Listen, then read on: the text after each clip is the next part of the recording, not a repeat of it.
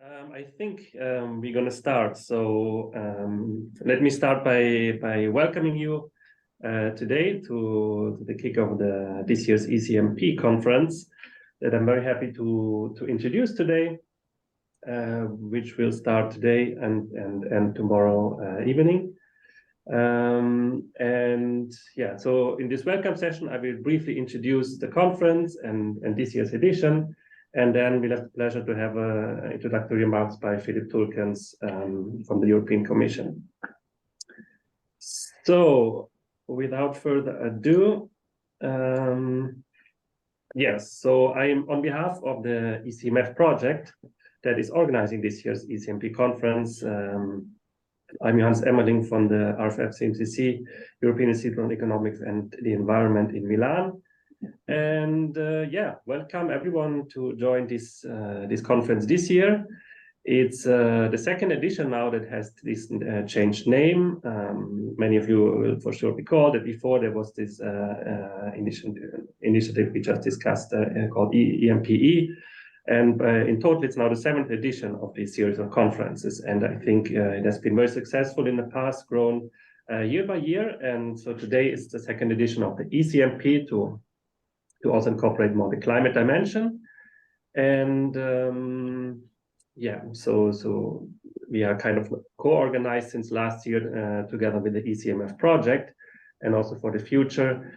And yeah, here a few highlights of the application process, submission process. So we have 2 days. Today we thought, well, with all these online conferences, we really, I think, have a quite dense program, but it will also be all made available afterwards through recording. So you can also, if you, I think you miss a session, look at it afterwards, and we hope to avoid the Zoom fatigue. It is, I think now the 3rd online edition, and maybe one day also it will be again in person. We'll see. And still we received a lot of submissions. So in total we received 115 paper submissions, which is a great increase over previous years. And so we also increased the number of sessions and presentations because a lot of interesting presentations were there. So we accepted a total of 60 presentations for these 2 days.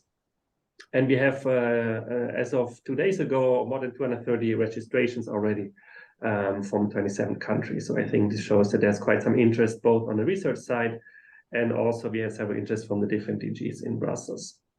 We also, this year, for the first time, try to make a bit closer link, or let's say increase the visibility of the link of the research that is being performed in this domain of energy and climate modeling to have specific EC-funded projects chairing these sessions, and also to give them a bit more visibility and possibility to connect, because this is also one goal that we have within the ECMF project, and I will talk a bit later about that in a minute.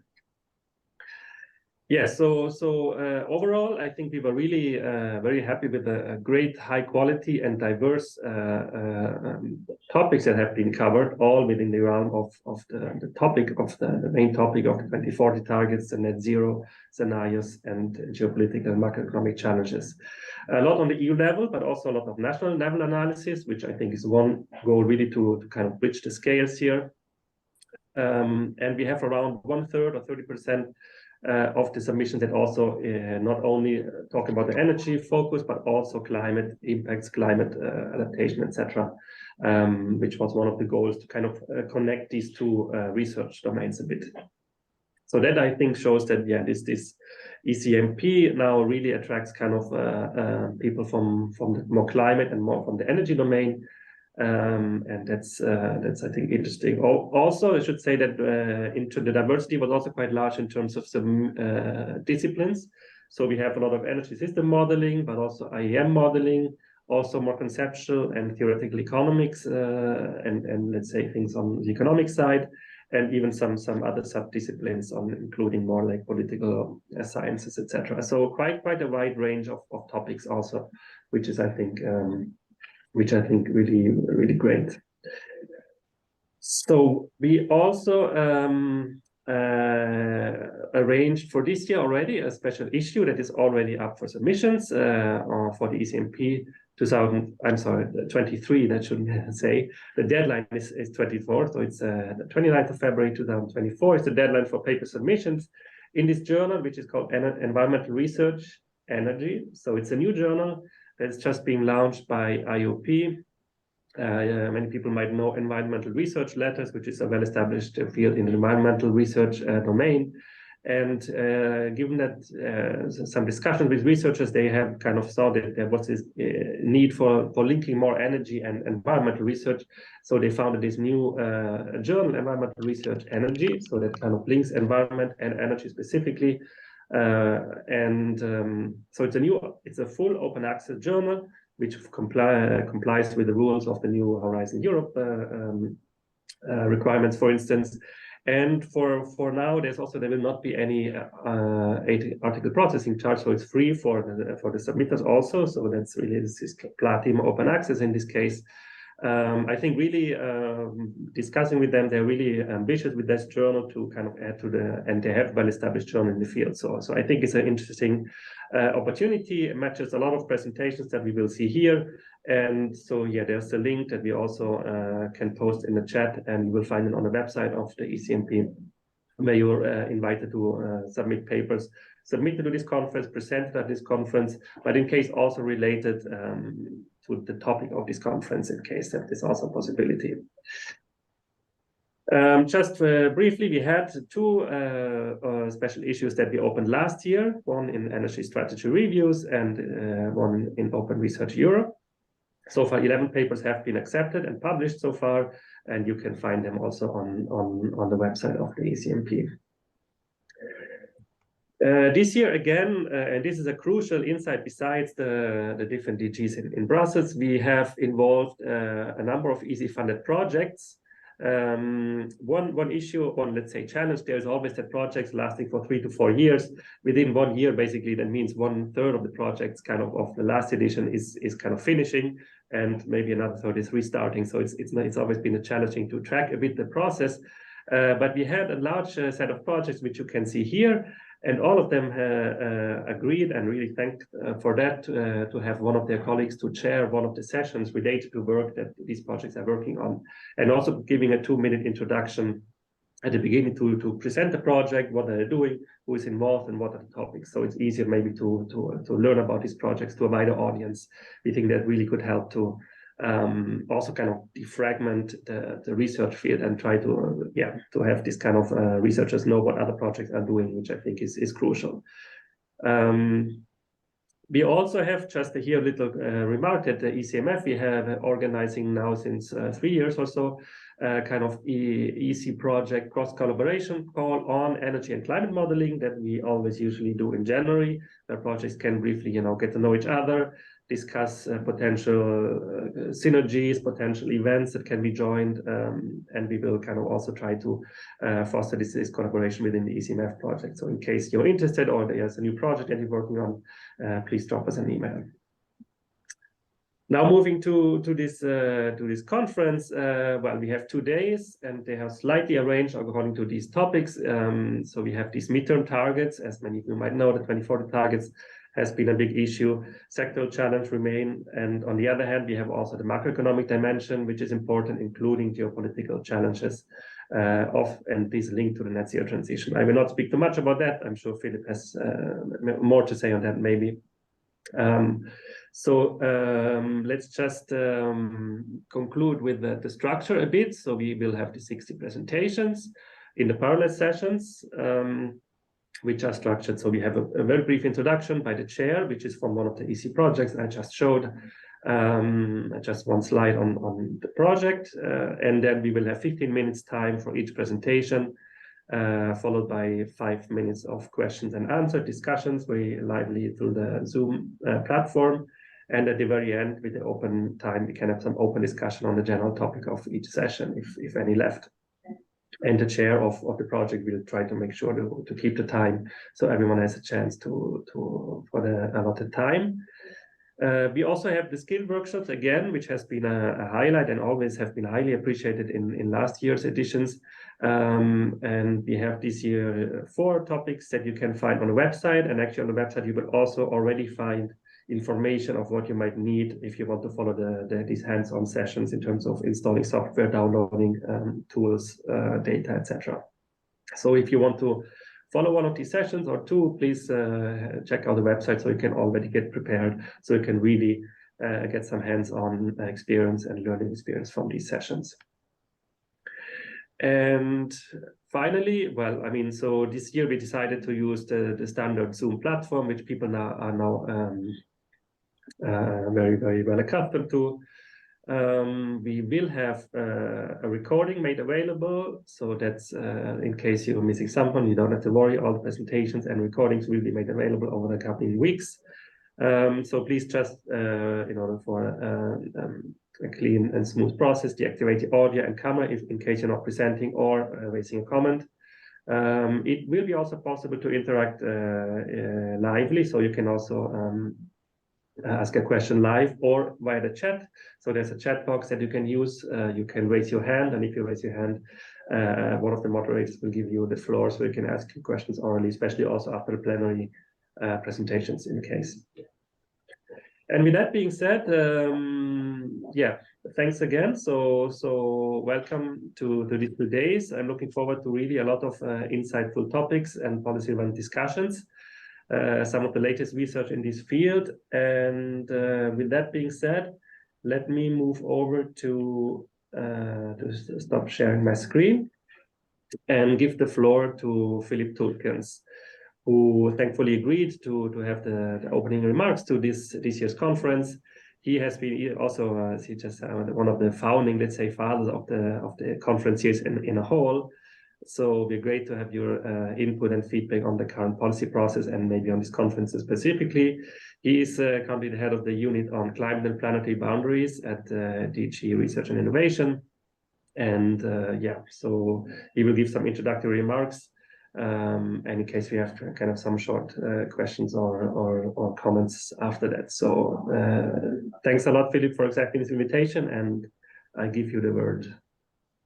Thank you. Thank you very much, Johannes. And you'll have 60 presentation. Probably this one is the only one without slides. So you see my face and this sober background here. I hope this will not prevent you from listening. Just I'll say a few words about different aspects of the conference. I'll start with the political context, of course. In the State of the Union speech of President von der Leyen, she reiterated her commitment to the European Green Deal. I think it's very important to note, and its ambitious climate agenda.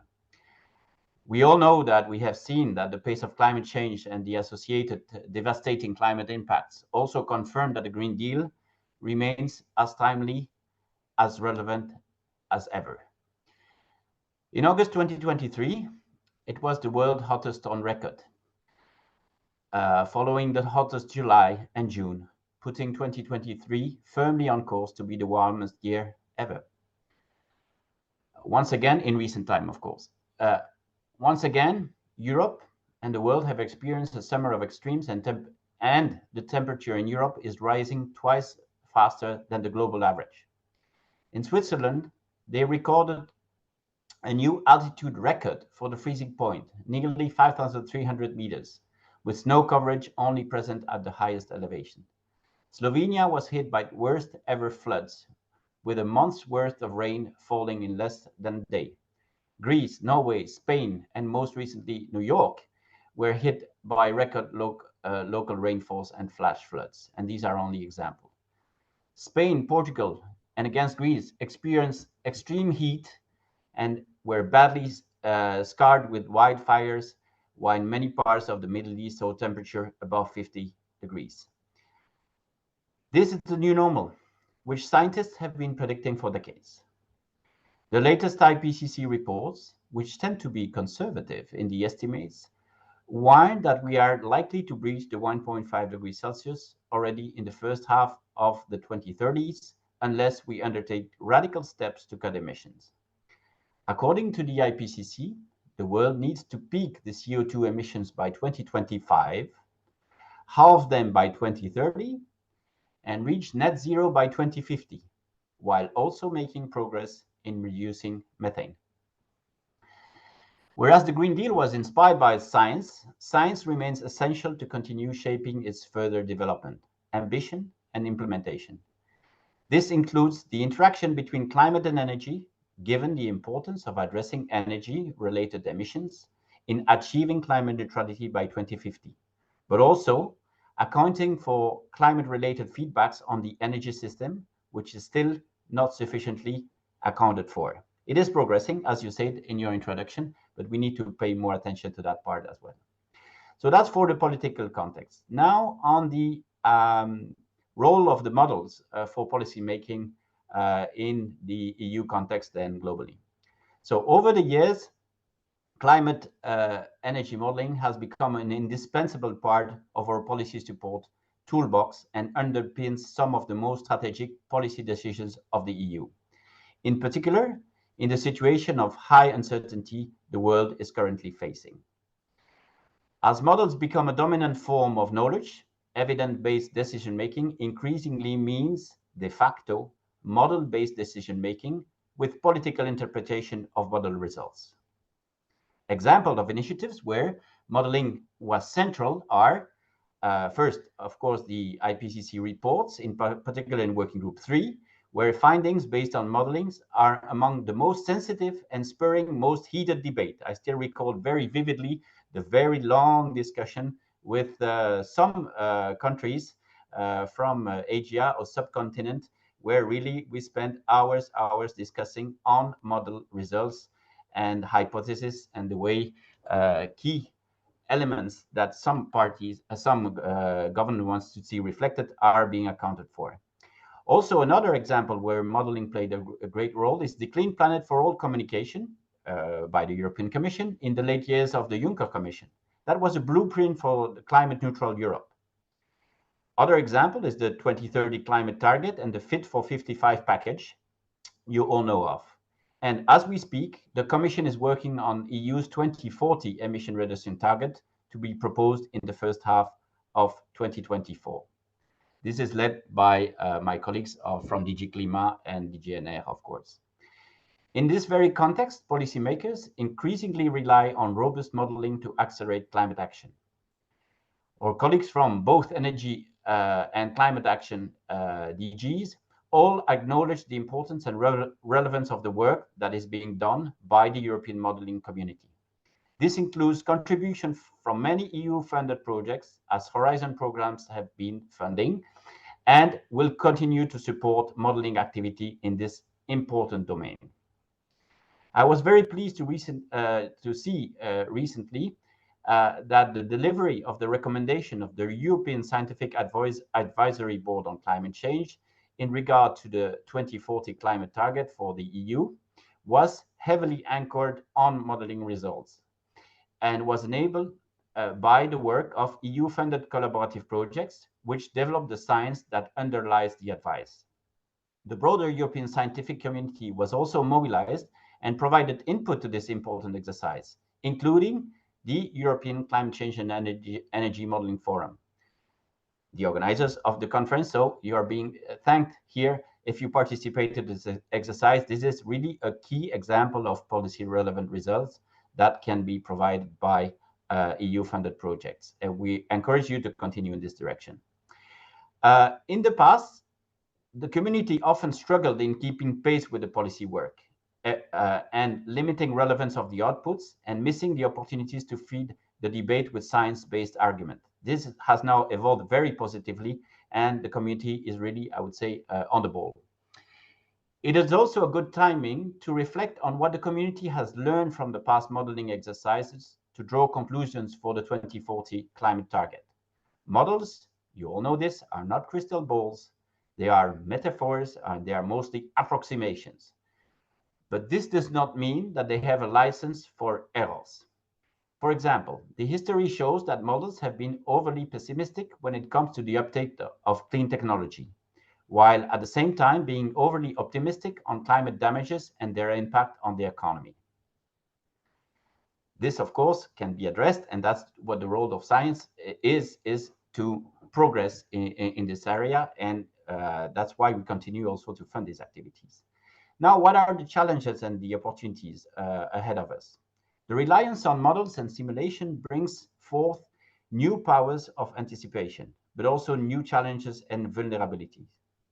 As Winston Churchill said, with great power comes great responsibility, emphasizing the need for sustained improvements in climate energy economy modeling toolbox.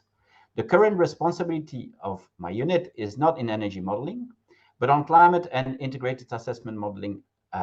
So I will rather focus on generating and more climate-geared issues. Despite some good progress over the past years, climate energy modeling is still plagued by problems related to transparency, practical application, and inclusivity, to name a few.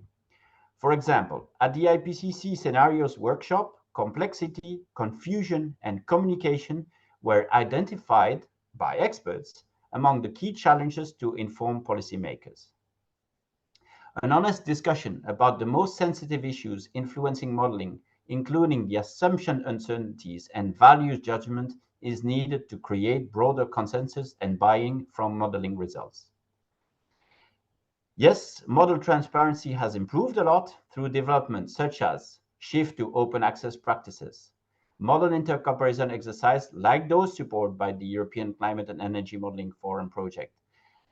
And so thanks for that again. And other open source tools such as the EASA scenario database. But these efforts must continue as there is no room for proprietary tools and black boxes in public policy design.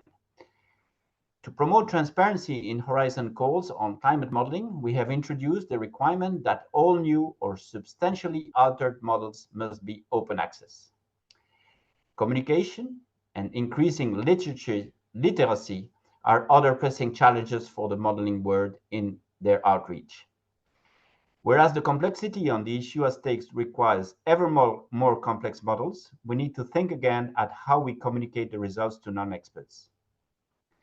Another issue that also deserves attention is improved participation of non-modelers, users, and stakeholders in the modeling process. This would also promote better understanding of modeling outputs.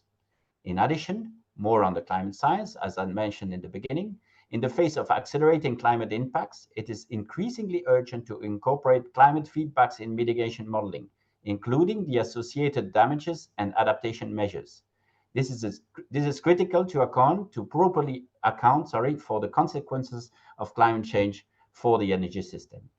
Finally, in the face of mounting social opposition to ambitious climate action on the account of its short-term socioeconomic costs, models must better reflect the associated benefits, including those related to avoid climate damages to support a positive narrative on net zero.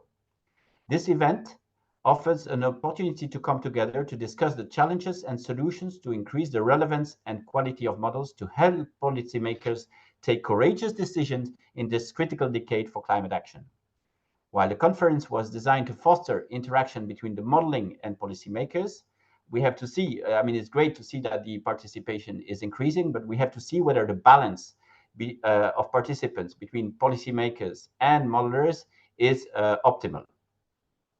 I see with the great interest of the modeling community in exchanging with each other, with also a very good presence of EU-funded projects. Thank you for being here. But perhaps we could reflect on how to foster an even stronger engagement of national and regional stakeholders and policymakers in the future. This may be just a question of format, and I'm sure that the recording of the sessions will be very useful to reach out probably to more people who can't be here with us for 2 full days.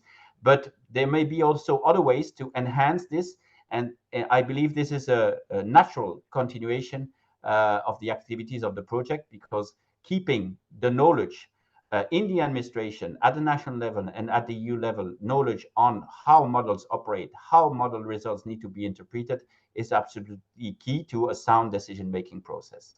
I wish you a very fruitful event.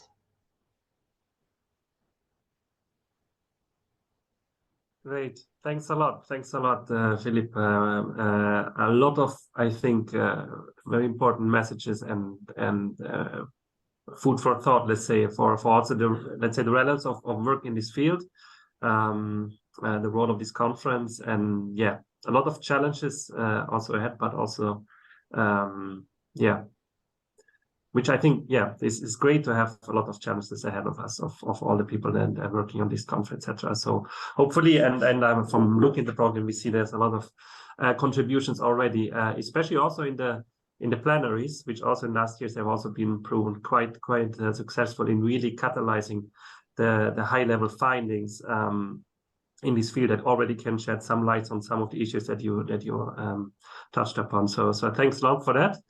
And yeah, I would say then I think it's best to just start right with the first plenary, because several topics that you were just highlighting will be partly at least addressed in this plenary. So let's directly move to the screen. I hope you can see. Oops. My light screen, sorry for that.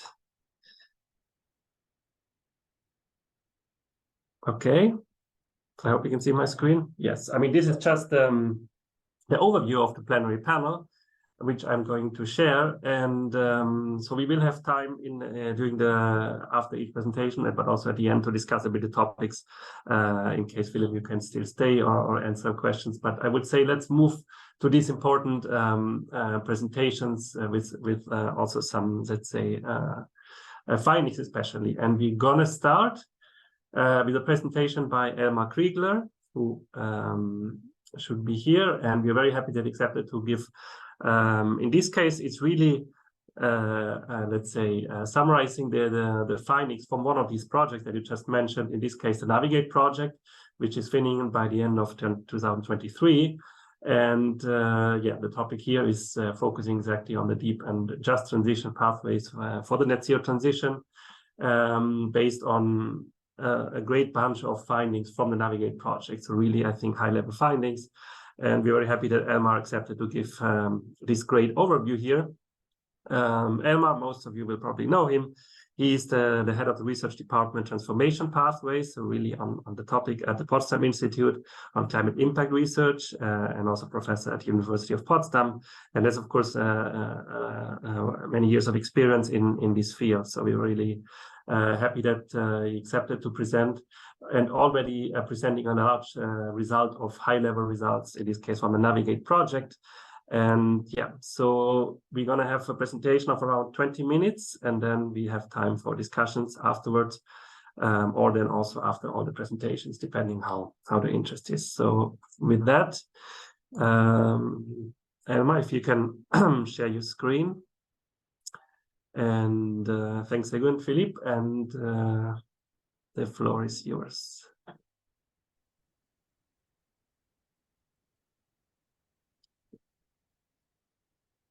Yeah, hi everybody. Can you hear me? Yes, hear you. And let me go into presentation mode.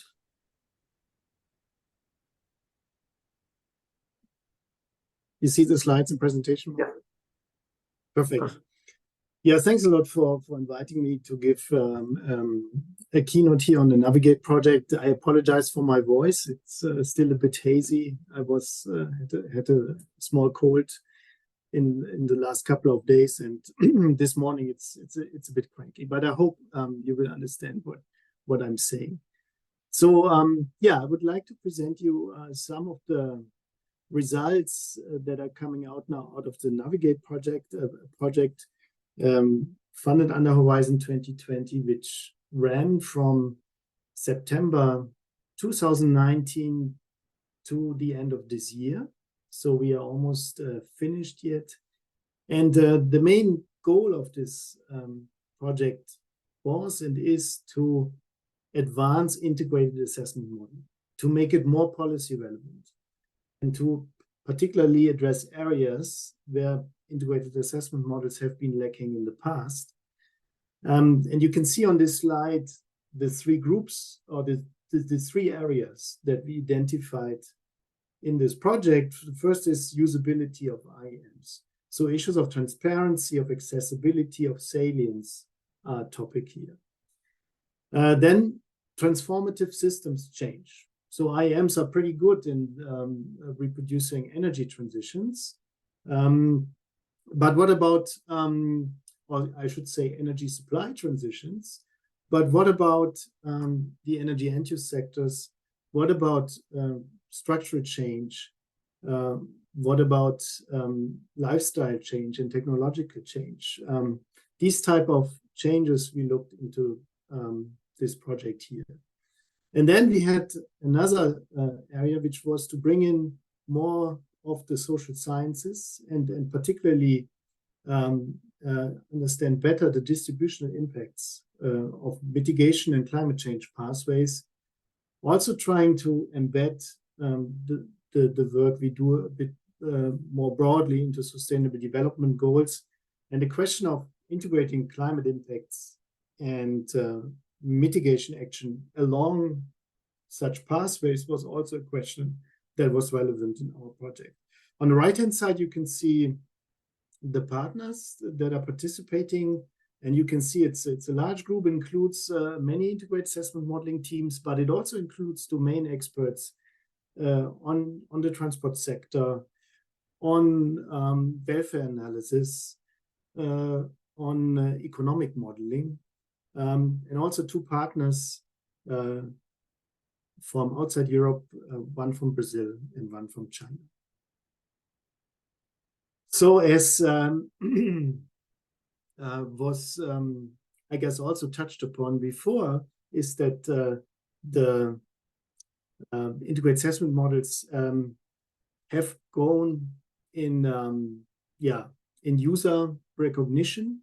So the traditional use of them, of being assessed in the IPCC assessment reports, and then being used to identify benchmarks for emissions reductions globally, regionally, and also some milestones in individual sectors, has now is still there, but has now been enlarged by other actors becoming interested in climate transition scenarios. Here I have the example of the Network for Greening the Financial System. So the NGFS is now also using global integrated assessment model scenarios for formulating or quantifying, I should say, 6 narratives they have formulated to describe future transition and physical risk from climate change. And those scenarios have found quite some interest in the financial sector. So, as Philip said, with this type of recognition and uptake and use comes also great responsibility, and it's therefore very important to invest in transparency and usability and salience. And Navigate had some dedicated tasks to do this. I will give you 3 examples here. The first one on transparency. So in the Navigate project, we continued to evolve the model documentation resource, the common or community-wide model documentation resource for integrated assessment models. You see the link up here. It's around. It has been established in earlier EU projects, and so it's already around since maybe a decade. What we could use it for was when it came to helping the 6th assessment report documenting the models and scenarios, to kind of use that infrastructure for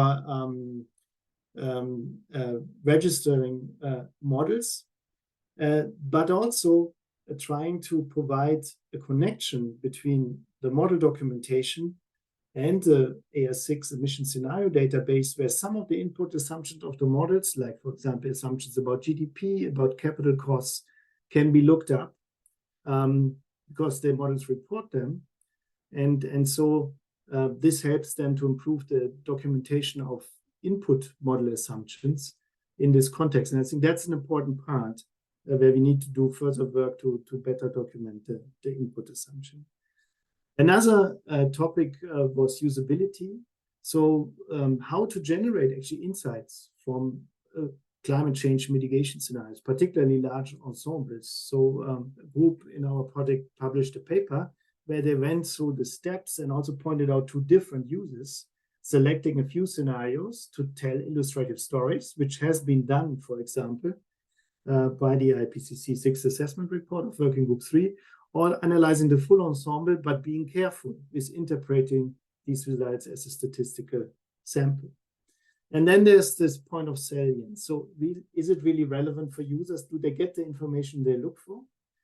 And often this relates to granularity, policy detail, but also sectoral and regional detail. So in the project, there was a methodology developed that allows downscaling global integrated assessment modeling scenarios to country level. And this methodology has been, for example, applied in the NGFS project. So these NGFS transition scenarios come with national scenarios that have been downscaled from the global modeling results, and which are now quite frequently used by many users in coming from national contexts.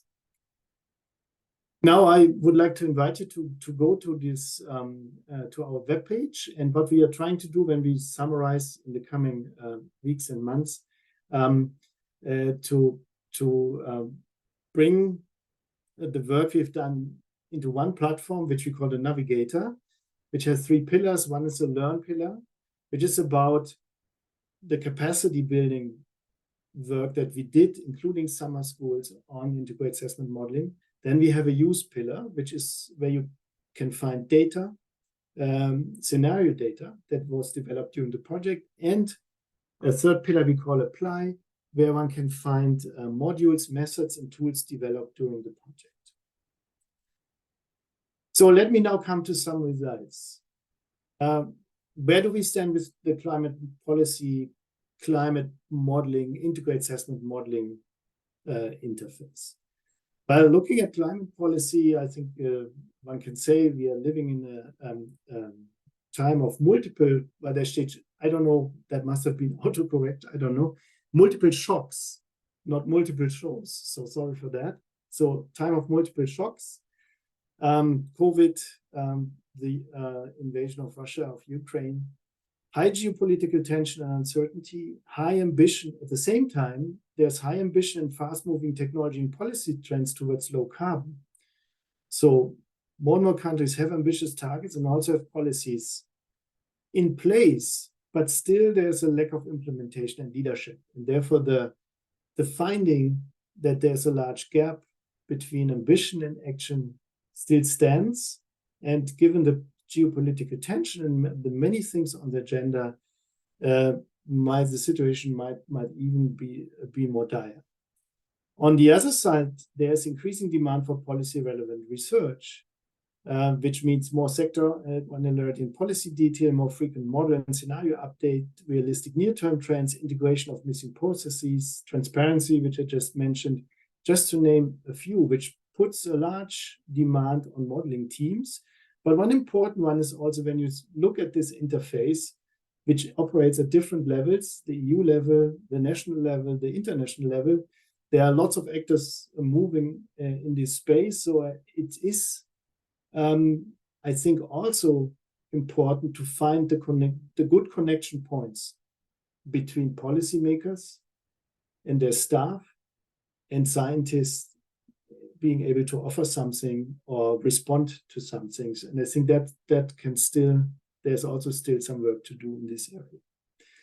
So in Navigate, given the 3 areas we had, we did some work on individual sectors, deep transformations in industry, in agriculture and land use, including non-CO2 land use emissions, not only land use, but mostly land use, non-CO2 emission reduction potentials. Then on the transport sector, both domestic road transport, but then also international shipping and aviation, and the building sector. And I'm not going through all of this work here, but I would like to point you to 2 presentations. So we have a presentation by Nico Bauer on the Navigate work on the industry sector tomorrow. And we have a presentation today by Alessio Mastrucci on the work we did on the EU building sector, or he did on the EU building sector in the context of the project. So here I just would like to select two examples of this work. One is work on international shipping and aviation. That was an area where IAMs were not too detailed. And so in this project, we increased the detail and then ran 1.5 degree and 2 degree mitigation pathways to see how the model would distribute the budget, the remaining carbon budget, between the different sectors. How steep would actually be the emission reductions in the two sectors. And you can see the result for international shipping on the left-hand side. So here you can see that the assumption is increasing demand in shipping, which is reduced when it comes to climate policy, but there's still increasing demand. And then putting the carbon price into the system, enforcing the climate target. International shipping emissions about stabilize in a 2 degree scenario and reduce moderately in a 1.5 degree scenario. So that already indicates that the model still see decarbonization bottlenecks. There is fuel switching going on. Ammonia and synthetic fuels are essential towards mid-century, but the process is slow, so that the reductions in the models compared to the emission reduction target for the sector by the International Maritime Organization, which is minus 50% by 2050, remains, this target remains on the ambitious side. So that's the first finding, which I think models will need to look further into. The aviation sector is even harder to decarbonize in the models because first, the demand is growing much more strongly by a factor 3 to 5, so that we included 3 different demand scenarios. And then the substitution alternatives, biokerosene and e-fuels, is more limited than in the shipping sector. And these two factors together lead to the result that even in a 1.5 degree low demand scenario, we see some increase in emissions still until 2050. So more work on looking into options and also lower cost options in these sectors is something to be done.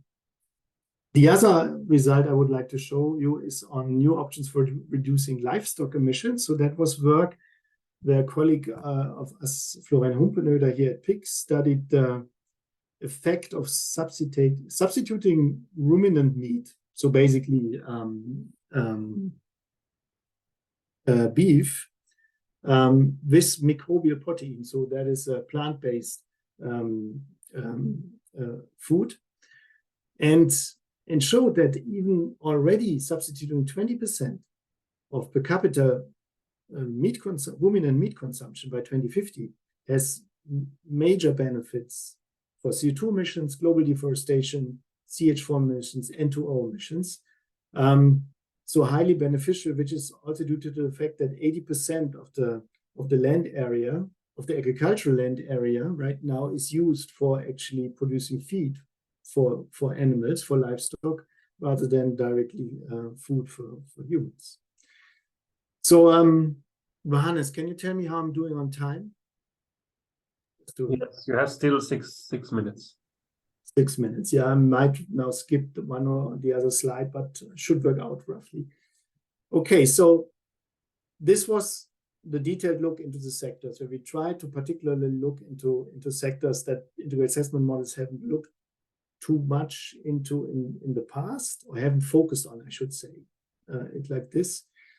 So the another area here, which is not sector specific but ranging across sectors, is the role of lifestyle change for achieving emissions reductions. And here, our colleagues from the University of East Anglia, Hazel Pettifor and Charlie Wilson, did really exciting work on trying to identify lifestyle groups, group them according to their relation to climate policy. So there are 2 groups, resourceful and active, that are more prone to act on climate change, and then there are two groups that are more skeptical and rather a bit restrained in responding to incentive to change lifestyles towards low carbon. And they then built this into a model and coupled it to an integrated assessment model, the message model, to see how lifestyles could also change over time, and also what that would mean in terms of emissions reductions from these groups.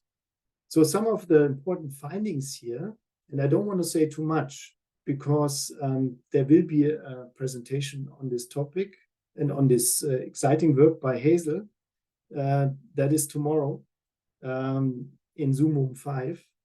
But just a few more general findings that there are many entry points for enabling low carbon lifestyle change and also helping these more skeptical groups along. Important is that these need to be these lifestyle changes need to be enabled by targeted policy and infrastructure measures.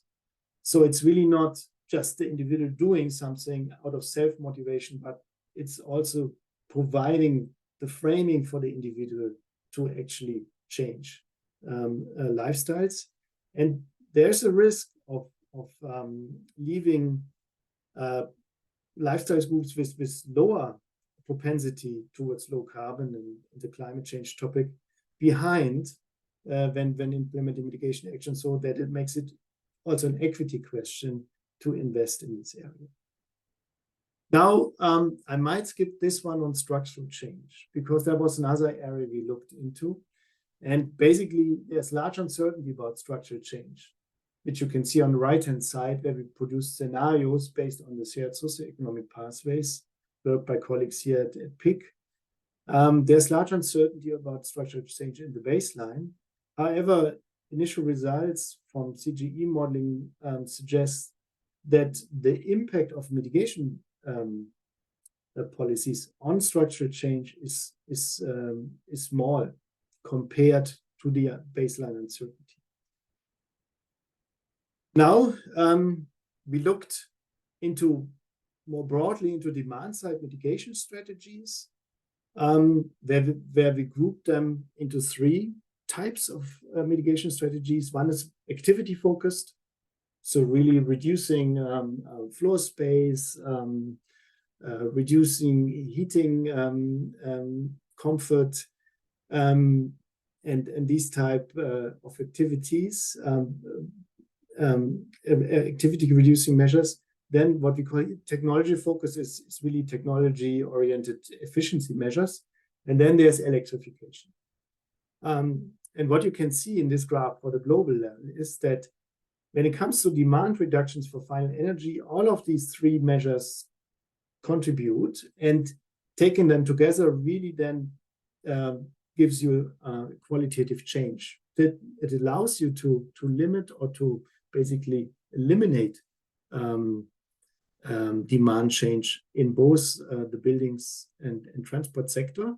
When it comes to CO2 emissions, electrification is more favorable, but it also increases electricity demand significantly. So in order to keep electricity demand in balance, it's again important to use all three strategies.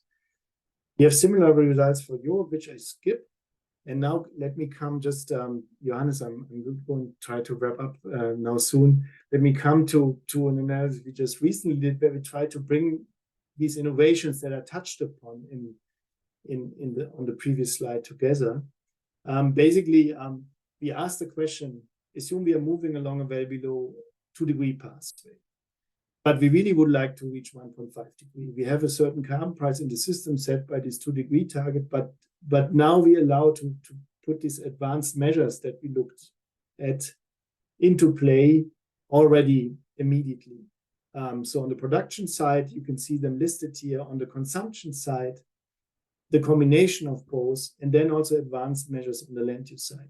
And are we able to close the gap between this 2-degree strategy and the 1.5-degree strategy? And the answer is yes. If you take all of them together, simultaneously and immediately, we can slash 300 billion tons of carbon emissions until the time of net zero, which then brings us towards the 1.5 degree strategy. On the EU level, the result is similar. So utilizing these entry points immediately and simultaneously is critically important to reach the Green Deal. And here what we see is that particularly the land use measures are needed, but they are all needed. You cannot leave out one, but the land use measures, they bring you the extra 10% in 2040 and 2050 to get close to the targets. All right, finally, what I didn't talk about, that we did a lot of work on distributional implications, climate change in the Navigate project. And the general findings are clear. Mitigation policies tend to be regressive in many regions. We have worked, for example, on the carbon pricing incidence in the EU by Simon Veit from the Mercator Institute. And then there are also many results showing that climate change impacts affect the poor disproportionately. So what we did then in the project, which will be presented by Johannes actually tomorrow, that is in the early afternoon in Zoom Room 1, is the first of its kind integrated assessment model comparison, where the distributional impacts of mitigation, the distributional impacts of climate damages, and redistribution policies were all taken into account. And without spilling too much of the beans for tomorrow, one can say that if you include redistribution policies using the carbon pricing revenues and account for the avoided climate impacts, which are actually beneficial to avoid additional inequality due to climate change, then one can say that inequality is consistently reduced across time and regions in 1.5 and 2 degree mitigation pathways. So very strong result across many models showing that really climate policy is an inequality reducer worldwide. With that, let me skip over the last result on international climate policy, and let me conclude by saying from this wealth of work, we can say solutions exist for transformational and distributional challenges, but they need to be implemented fast, forceful, coordinated, and comprehensively in the EU and globally, which in itself, I think, is the real challenge. Thank you.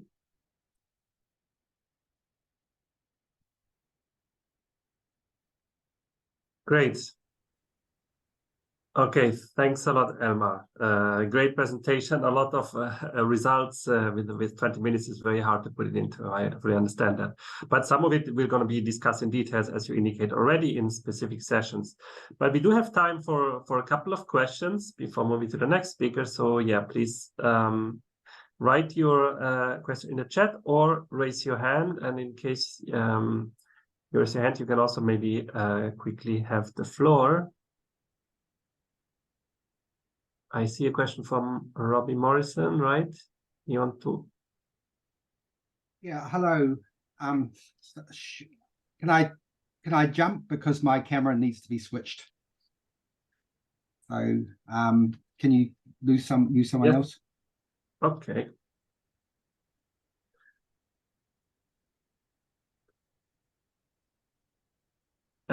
Yeah, any other questions or comments for the presentation from Elmar on the Navigate findings, which are, as said, several of which will be presented more in detail. Okay, I see Armon. Yeah, hi. Thank you, Elmar. Hi, Johannes. I have a very selfish question that I'm going to ask because a referee has been hounding us about the questions of regressivity. And of course, I know the study you presented. And it seems to be somebody from the other side of the Atlantic, because the argument that's usually made there is to say, well, climate policy might be regressive, but you have to include two important effects. At the bottom end of the distribution, welfare payments might be indexed to inflation. And if you do that, then the increase in costs of living will automatically translate into a higher income. So the real effects will be zero. And at the top, if you have capital incomes being hit harder than wage incomes due to climate policy, then their incomes will go down as well, relatively to the middle income, where wage income is the biggest contribution to household income. So those two effects skew the effect back into perhaps even a progressive direction of carbon taxation. And I don't really know what to say. So I was wondering if maybe, Elma, you can inspire me to draft a good response. Wow, interesting. I would need to think about these two mechanisms that you described on the bottom end and the upper end. But what there is indeed there are results that show progressiveness of carbon pricing, for example, for some countries. For example, I think the study by Simon that was done in the Navigate project found some EU countries where there was progressive effect of carbon pricing, but then looking across the entire EU with the large income differences between Bulgaria and France, for example, then this was dominating, and so for the entire Europe it became regressive. And it's always also important, I think, to be careful. Is it about expenditure? So that Simon's study was on expenditure. Is it about income?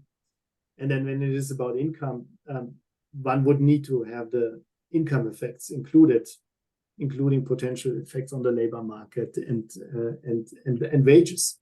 How now capital income would be affected it depends on how capital is invested. So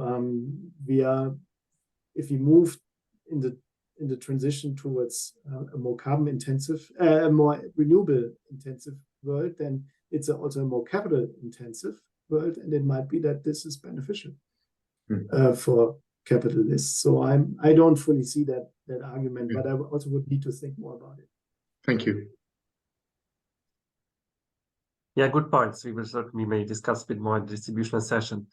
Oh, okay. We have two more questions, then we have to move on. I'm sorry for that. A quick one by Robbie, I think on the open source issue and transparency that you mentioned, or you put it in the chat. I think you also well, mentioned. I could ask the question. My camera's off, but I'm just pointing out that 4.5 of the 6 models that Elmar presented are actually under open source licenses.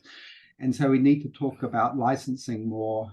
Open access is not sufficient in this context. We actually need open source. That's all I need to say.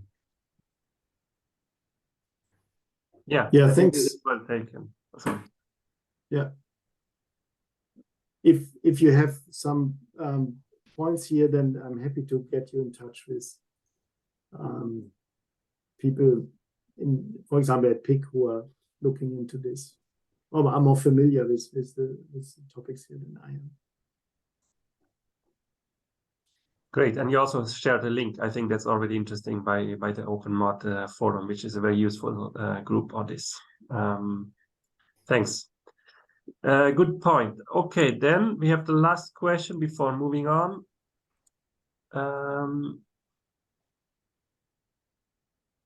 By Martelt. Can you hear me?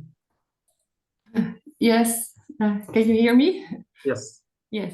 Well, I think it's very good that you stressed the transparency. We try to do some analysis also based on the Navigate results and to find out like why is there such a difference between the CCS role in the different integrated assessment models. And we found that it's really difficult to get the input data on the costs. And as modelers, we already know that cost assumptions are really important. So I was always wondering, why is it so difficult to just put cost assumptions online? Maybe we are always hesitant that it is or that it's not perfect cost, but I think we should just really try to change that we always put the cost assumptions online. So I was wondering, why are we still so hesitant to do that?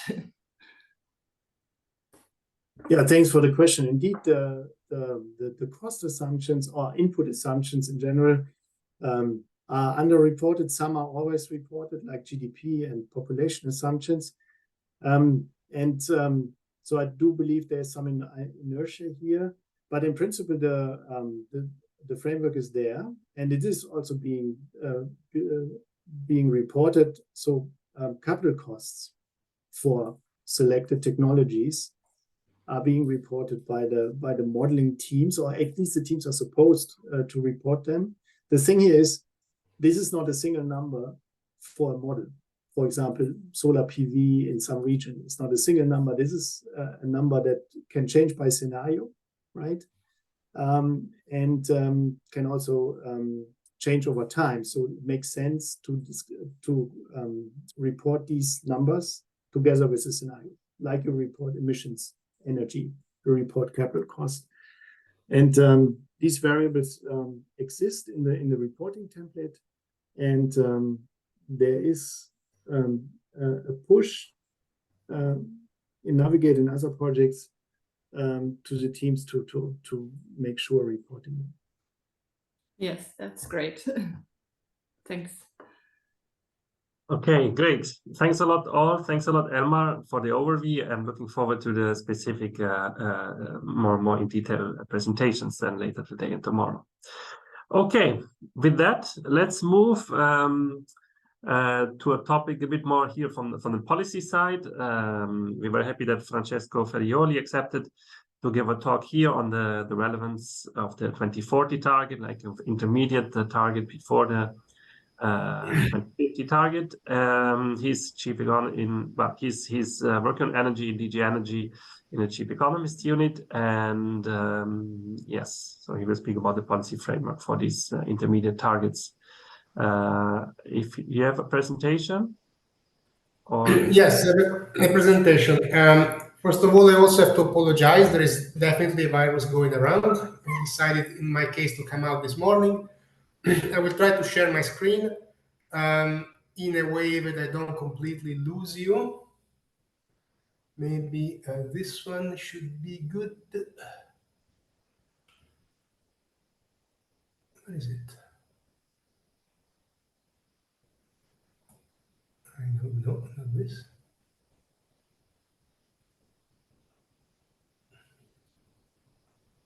Let me try again to share only my. Okay, let's do like this. Window. Okay.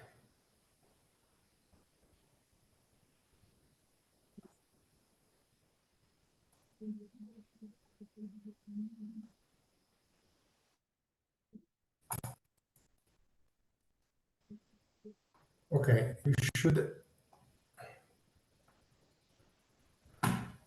you should see now my presentation.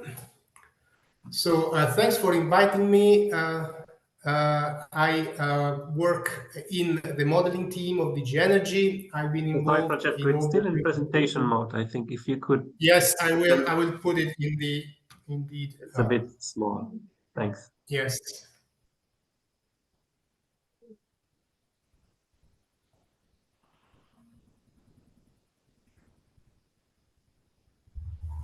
From the beginning.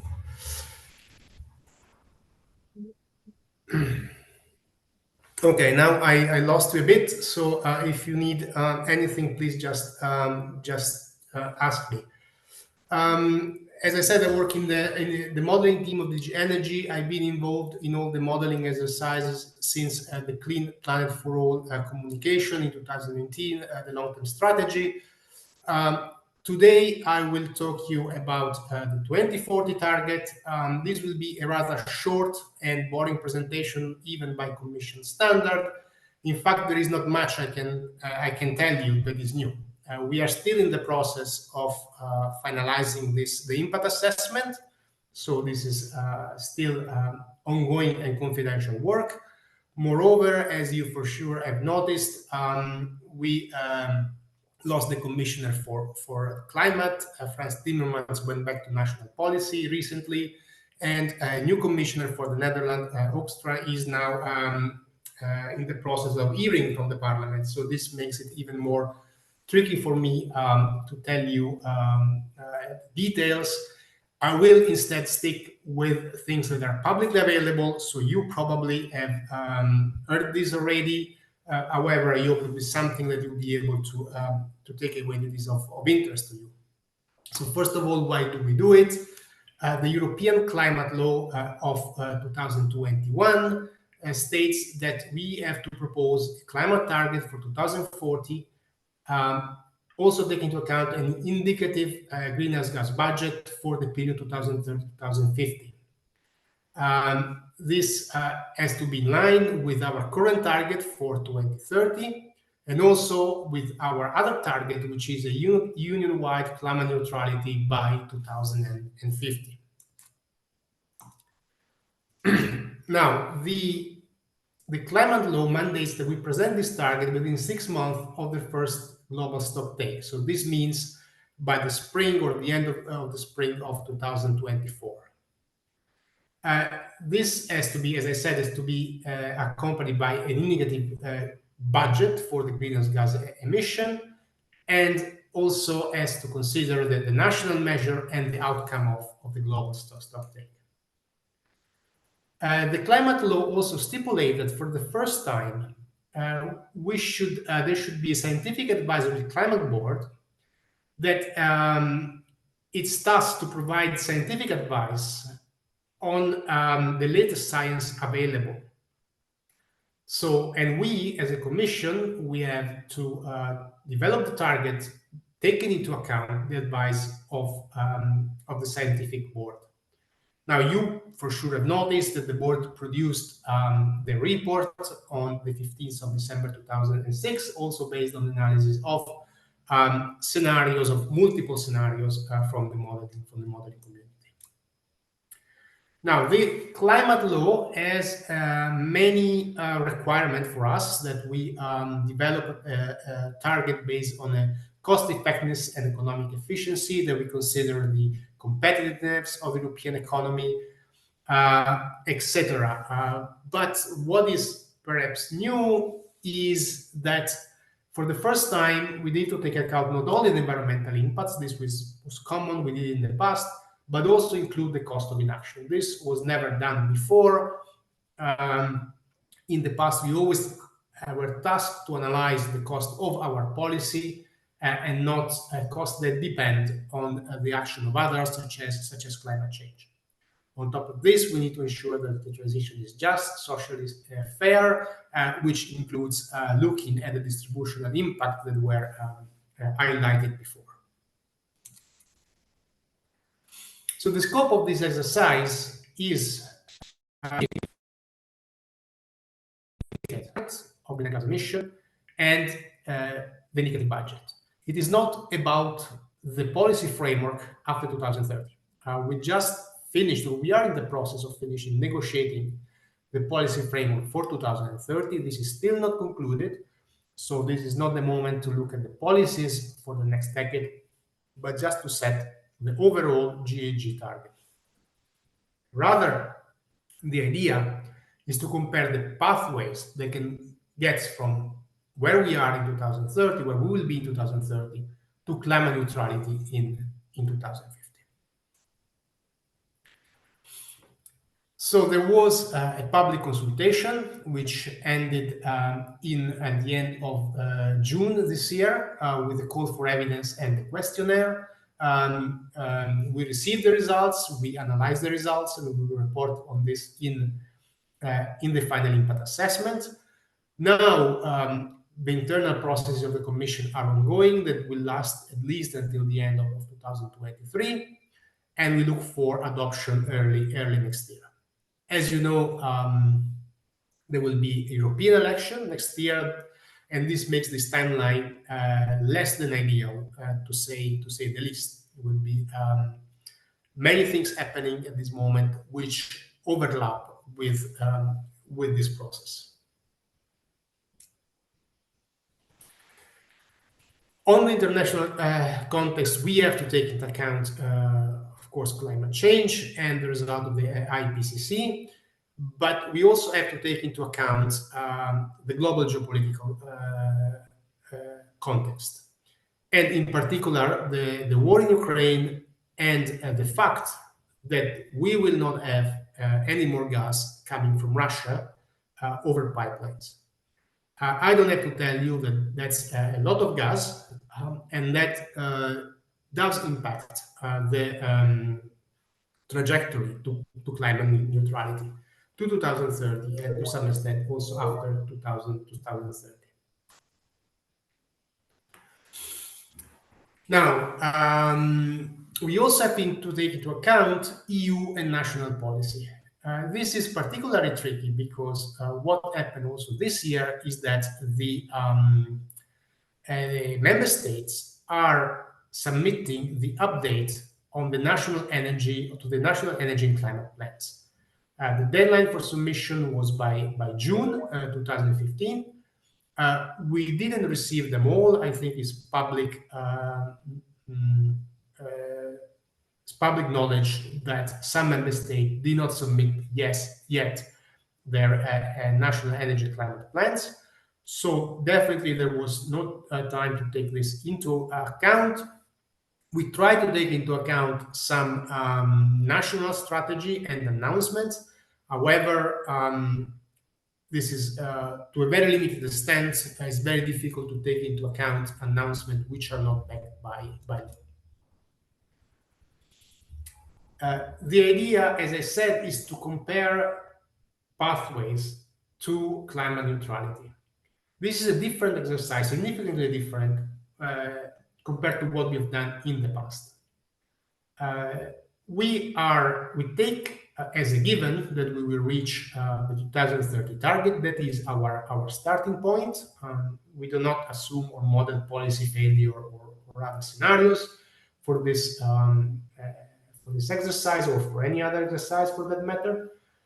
And we have to take into account 2050 climate neutrality. This is also a legal target. If you want, this is already part of the baseline. Our baseline has climate neutrality in 2050 because our baseline includes the policy adopted and the laws in place.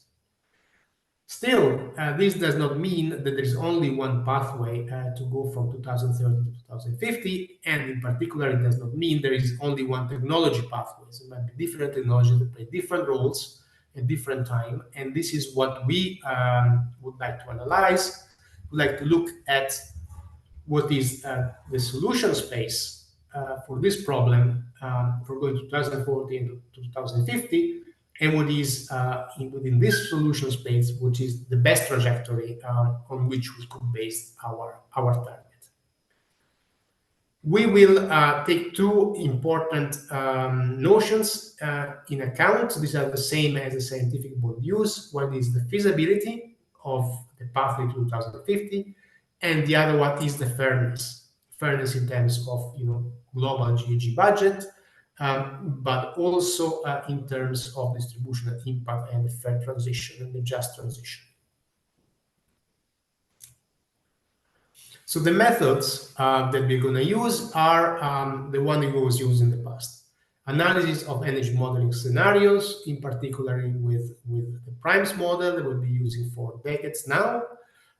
This includes a suite of models also for non-CO2 emission and land use change, etc.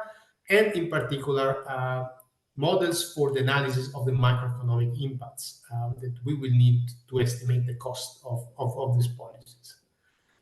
What it is new is that this time there will be a much bigger, or there will be for the first time, a strong emphasis of comparison across models. Is public information that DG Clima launched last year, a dedicated tender aimed to compare the results of models, and that this tender is ongoing, and then we will look at the results of coming out, comparing the outcome of different models. On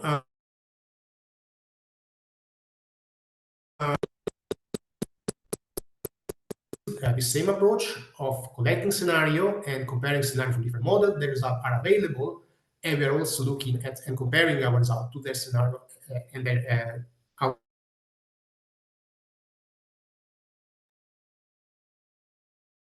Francesca, can you hear us?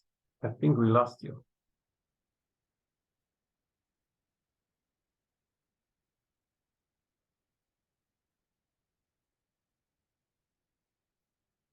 Francesco, you there? Okay, I think we might have lost him. Maybe another more digital virus.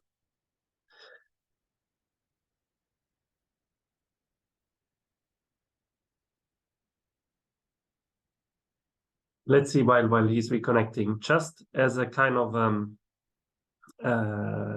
remark that actually the last of today's plenary, so speaking in at 12:30 will be Robert Pitzker from PIG, who actually, within the ECMF project has developed some analysis very similar to the graph that was just shown about the 2040 targets, and that was also submitted to this request that Francesco mentioned. So that will be an interesting connection to that talk. Francesco, you're back? I'm back. I've been kicked out. I gave the whole presentation. I'm sorry about that. I lost you the moment that I shared that I made the presentation full screen. Okay. How can we do this? You can reshare. Yes, and if you have like 4 minutes left, that's okay timeline. Yes, I saw it. I apologize. I saw no. I should have asked if you were hearing me well. I can reshare the screen again.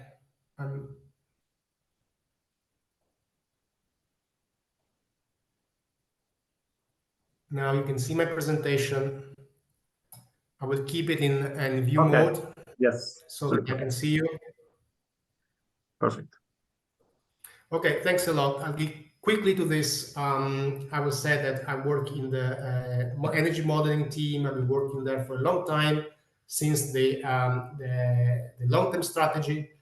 There is very little today that I can share with you, because the work on the 2040 model is still ongoing, and also because of the current moment in European policy. Let's say we are at the end of the Commission. Commissioner Timmermans just left, went back to national policies. We are in the process of the hearing of the new Commissioner for Climate.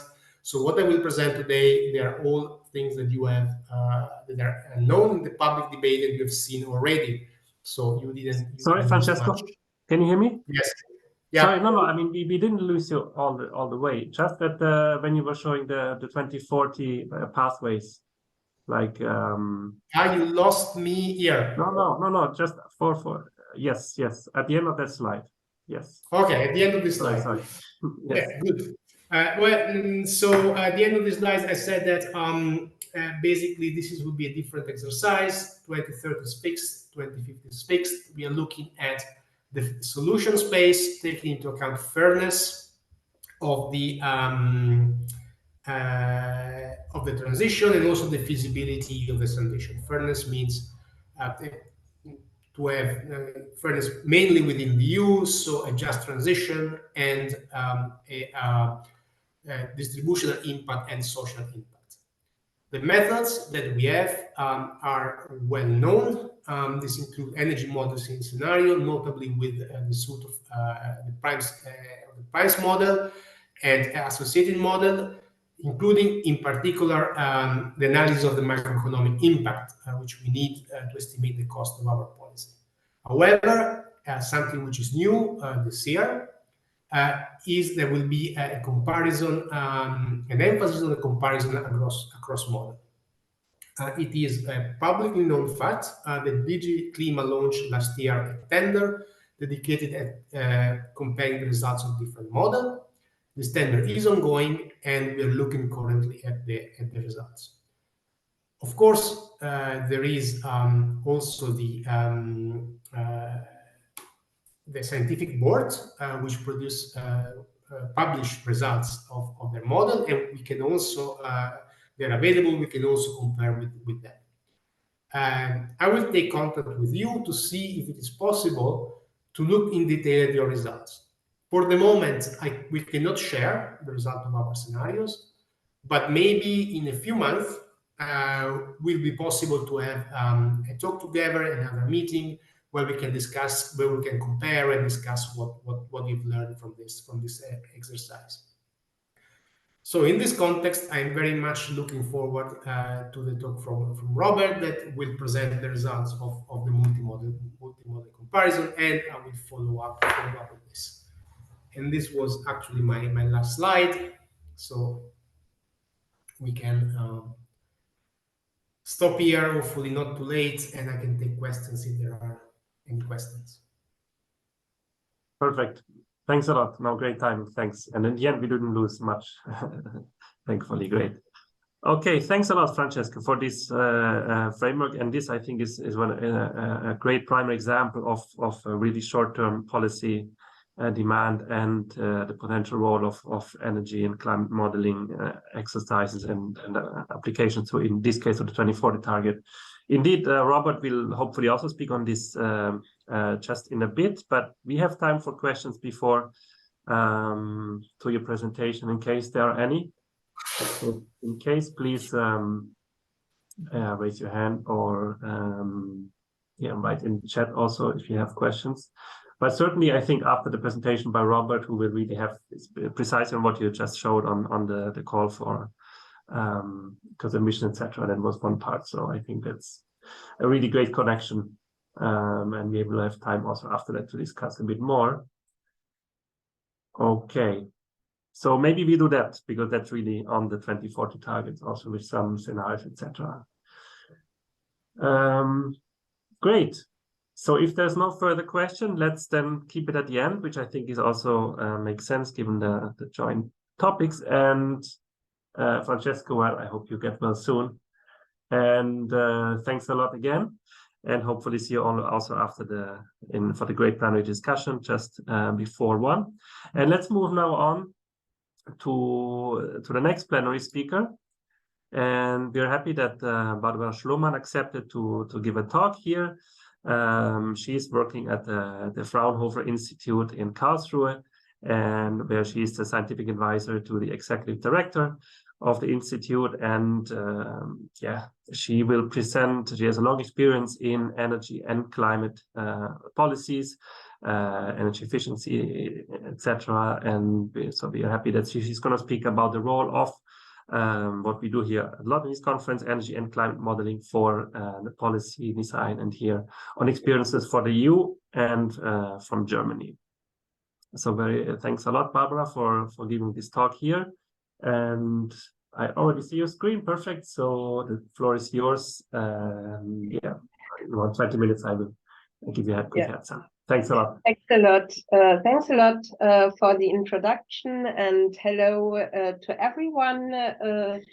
I will now go on showing some examples of the application of modeling in concrete policies, and I will mainly refer to the German example because I think it's at the moment it's an interesting time because it looks that modeling will play an increasing role in policy, and I will also give some insight in the work of the German Council of Experts on climate change.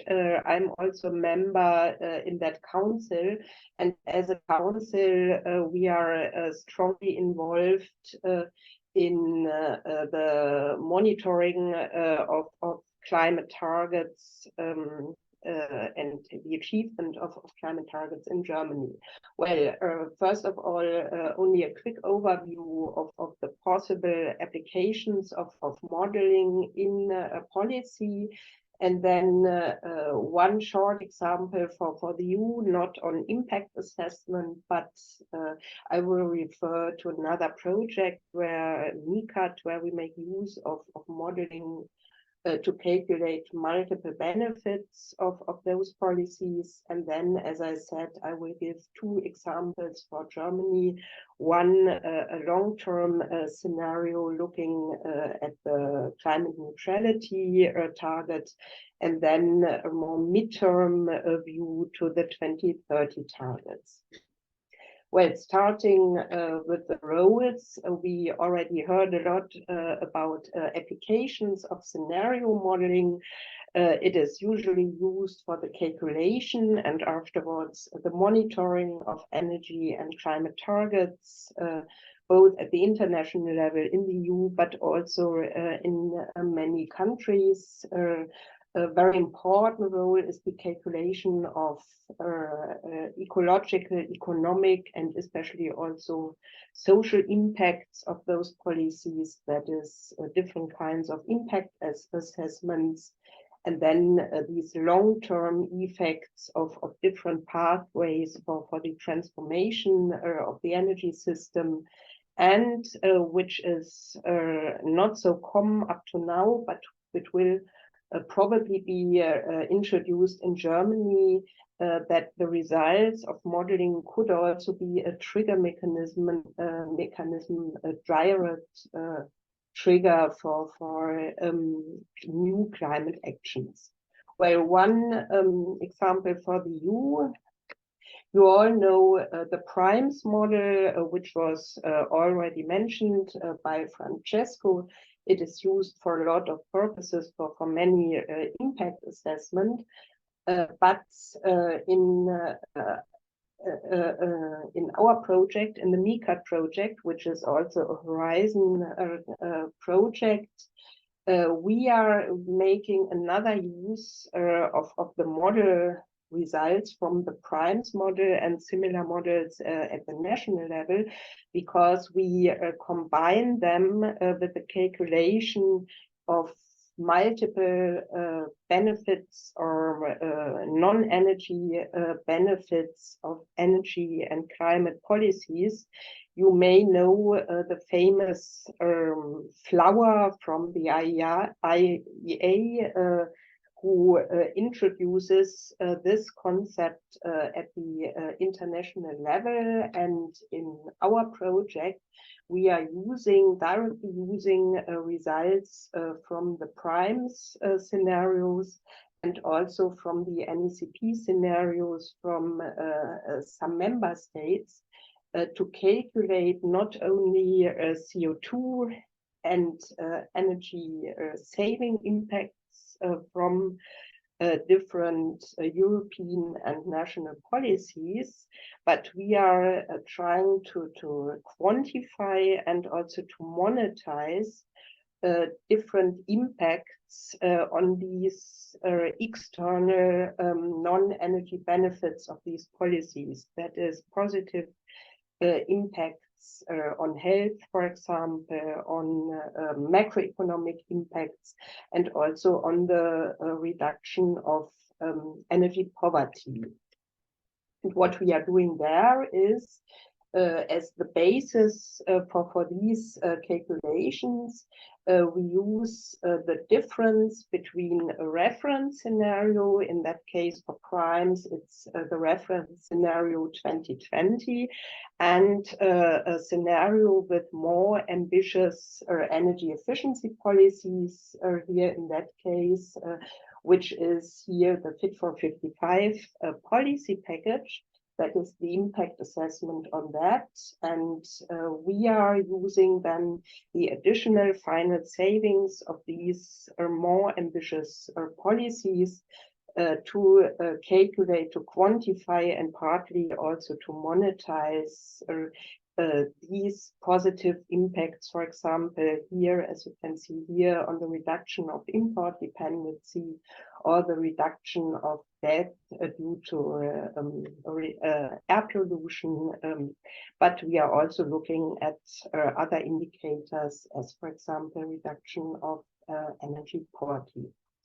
That's one example for the use of this kind of modeling, also for other purposes than only for calculating targets or making direct impact assessment of these policies. And I will now come to two examples for Germany. The first is a more, maybe you can say, classical approach that we are looking at the results of long-term target-oriented scenarios for the transformation of the energy system in Germany. And here we have where the key question to investigate is which technical and economic effects different pathways for the decarbonization of the energy system have, and there are calculated a lot of different possibilities and their impacts and also the costs of these pathways. There are a lot of scientific requirements for that, and you all know that better than me. You need a very detailed level of detail here for these models, but also a very detailed technological, geographical, and also temporal scope of these models. What is very important is which policy targets you are looking at. And at the moment, the most important question is in the long term, the climate neutrality target, which in Germany should be reached in 2045. It was some years ago, we aimed at that target in 2050, and now it's even 5 years earlier. But what is also a very important question at the moment is the role and the cost, especially of more important role of hydrogen in these transformation scenarios. What we are doing here is we have different models on the demand side covering all important sectors: transport, buildings, industry, and household appliances. And all the results of these models are going in the supply side modeling, Enertile, and as a result, a lot of different scenarios are calculated looking at these different targets we are aiming at. And as you can see here, according to these target-oriented scenarios, it can be calculated under which conditions and which costs a climate neutral energy system in 2045 can be reached in these models. You can also make your own calculations here. The model is available on the internet. It does not only cover Germany, though it's sometimes used only for German scenarios, but usually it covers all EU countries and also a lot of other states, also to compare, make country comparisons and so on. The second example for Germany is much more policy oriented, and here also the Climate Council in Germany plays an important role, because there is a large connection to the Federal Climate Change Act, which was introduced in Germany in 2019. And for the first time gave not only an overall emission budget, an overall greenhouse gas emission target for Germany, but also binding sectoral targets. Coming to the model which is used here in that connection, that's the so-called policy scenarios for climate protection. And in these scenarios, policy triggered scenarios, both for the German projection report and also under this new Climate Change Act in Germany are calculated. On the right side, you see the model structure.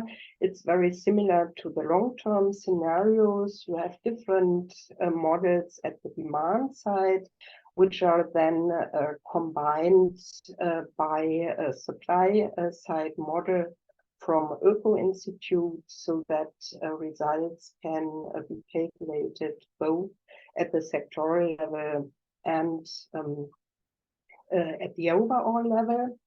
And usually 2 scenarios are calculated, which have to be calculated for these greenhouse gas emission reporting for the European Commission. The first scenario is with existing measures scenario, which takes into account all the measures which are in force at the start of this modeling. And this is a sort of reference scenario. Therefore, it also includes a lot of framework conditions on energy prices, CO2 prices, growth, and so on. And then secondly, the with additional measures scenario is calculated, which also takes into account measures that are already planned but not yet implemented, which means it includes, yes, policy planning. In the last projection report 2023 for Germany, which was just published some weeks ago, this with additional measures scenario mainly included the measures from a new climate action program in Germany, which was in fact finally decided yesterday by the German government. And these scenarios are, as the long-term scenarios, also calculated by an independent consortium of 3 research institutes, which is done on behalf of the Federal Environment Agency in Germany. Well, here you can see an increasing importance of these scenarios for climate projection, especially since 2019 with the new Climate Change Act in Germany. The start of these scenarios was already 30 years ago now, and every 2 years these scenarios were calculated by a consortium for the delivery of the German projection report on greenhouse gas emissions for the European Commission, but that was it usually. There was not much more. Sometimes impact assessments or metric effects were calculated based on that, but it was mainly a European reporting obligation. But this changed significantly in 2019 when the Climate Change Act came in place. As I said, for the first time, it foresees a binding annual emission budget for 6 sectors, which are the most important sectors for greenhouse gas emissions in Germany until 2030, not 2045. There we only have an overall target, but until 2030. And secondly, it foresees up to now an ex post target monitoring based on early statistics and estimates. That is, it's a monitoring of the emissions in the previous year. And if these annual emission budgets are achieved or not in the previous year. And this is controlled by an independent council of experts of climate change. We are 4 scientists, 3 economists, by the way. That is, we have a lot of economists there and 2 physicists in this council. Well, and we are looking or trying to control if the targets are achieved or not, and if sectoral targets are not achieved. Up to now, specific programs, climate action programs, have to come in place, which should guarantee that the targets are achieved in the coming years. In 2021, there was the first revision of that with tightening of the targets, but the structure of this act did not fundamentally change with this first revision. but this will probably change with the planned revision of this law, which is planned for this year.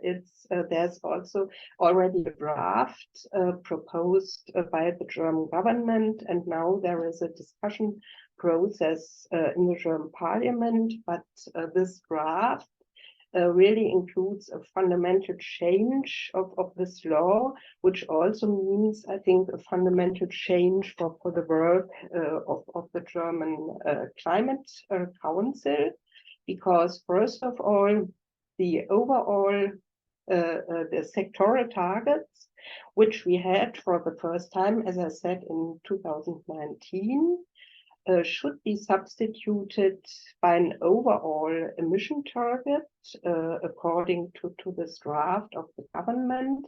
And this ex post target monitoring based on statistics should be substituted by an ex ante target monitoring based on these policy scenarios. That is, instead of statistical data, now the projections, the scenarios are planned as the main monitoring instrument. And if the target is missed, the overall target is missed 2 years in a row, that's the planning up to now.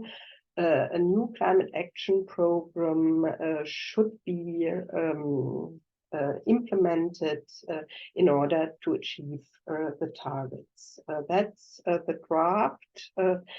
This is the planning. We do not know if it really will be implemented in that way, but at the moment it looks like that. And with that, also these policy scenarios, which are calculated now for 30 years, will become a much more important role, because first of all, from 2024, they will be calculated every year, not every 2 years, but every year now, and they will also be the basis both for the projection report of Germany and also for the NECP, for the German draft and final NECP. This will all be based on these scenarios. That's the planning in Germany now at the moment. And what are the results of the last scenarios, of the last projection report? The bad news is that there's still a significant gap in reaching overall and also most of the sectoral climate targets in Germany. The good news is that targets have moved closer in contrast to the last projection report 2 years ago. That is, the gap which was shown there will probably be much smaller, but nevertheless there will be an overall gap until 2030, and there will be also a gap for most of the sectors.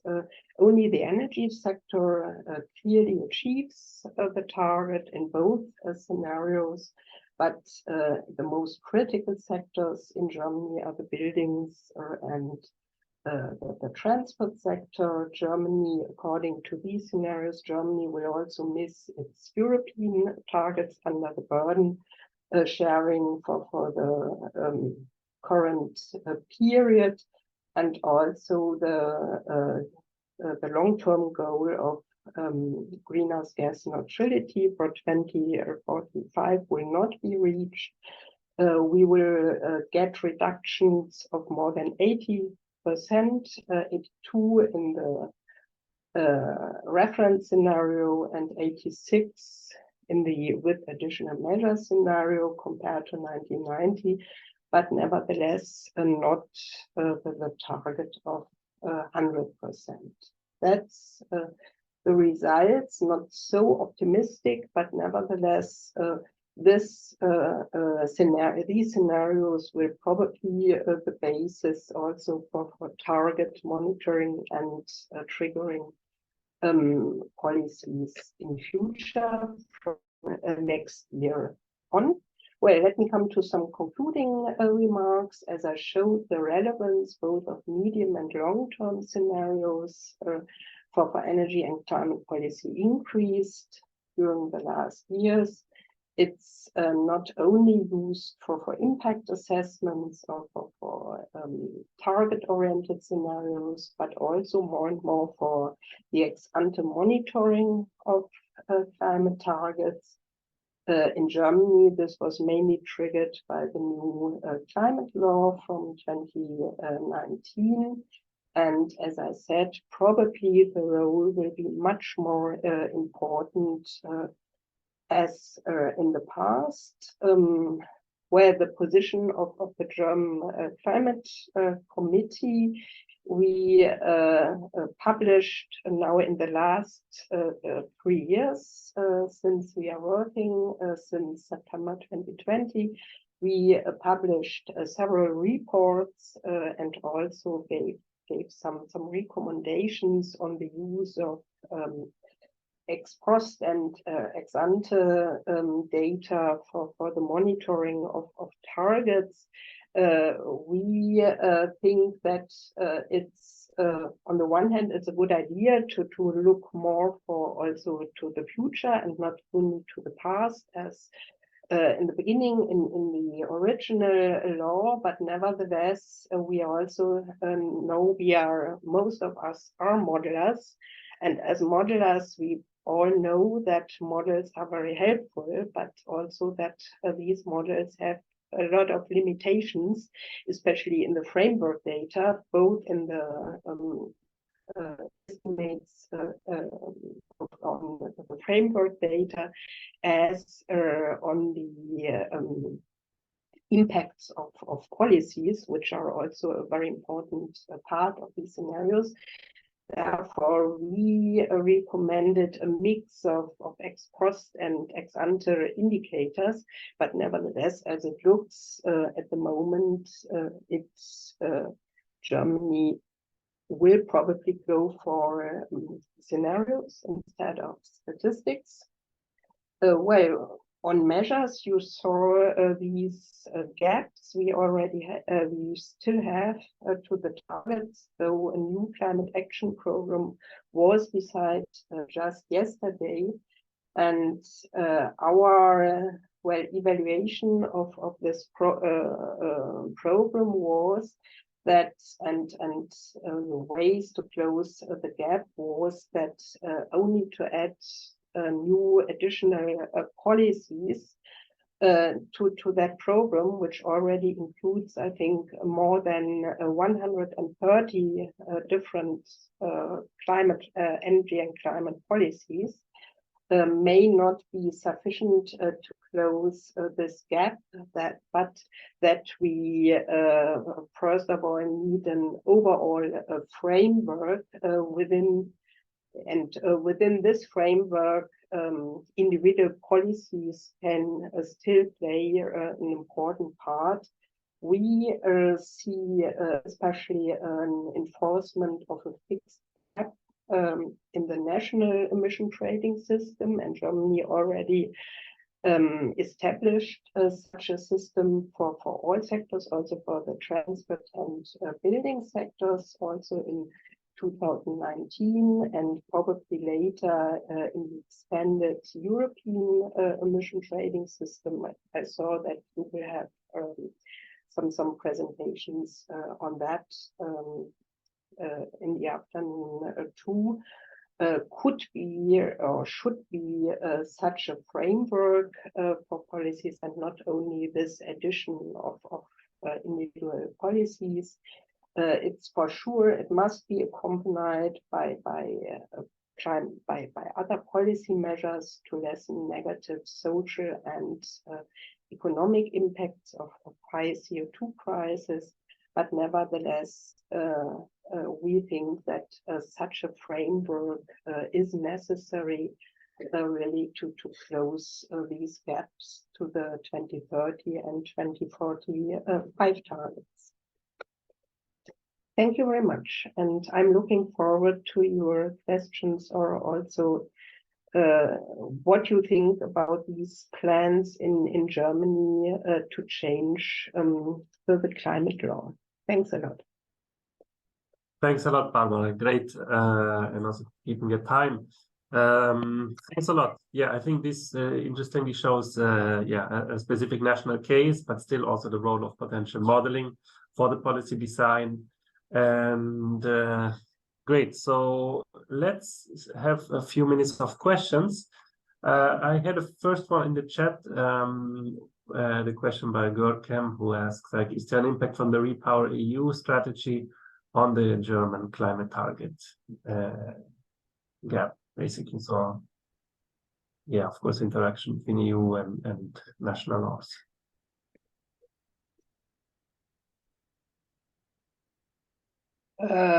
Yes, I think that the Repower EU strategy, yes, is a part. It's clear. European in general, European policies are parts or the impact of all these policies and strategies are a part also of these scenarios for the calculation of the gap. They are directly included their impact, and in many sectors they have a very important impact, for example in the transport sector, but also in others.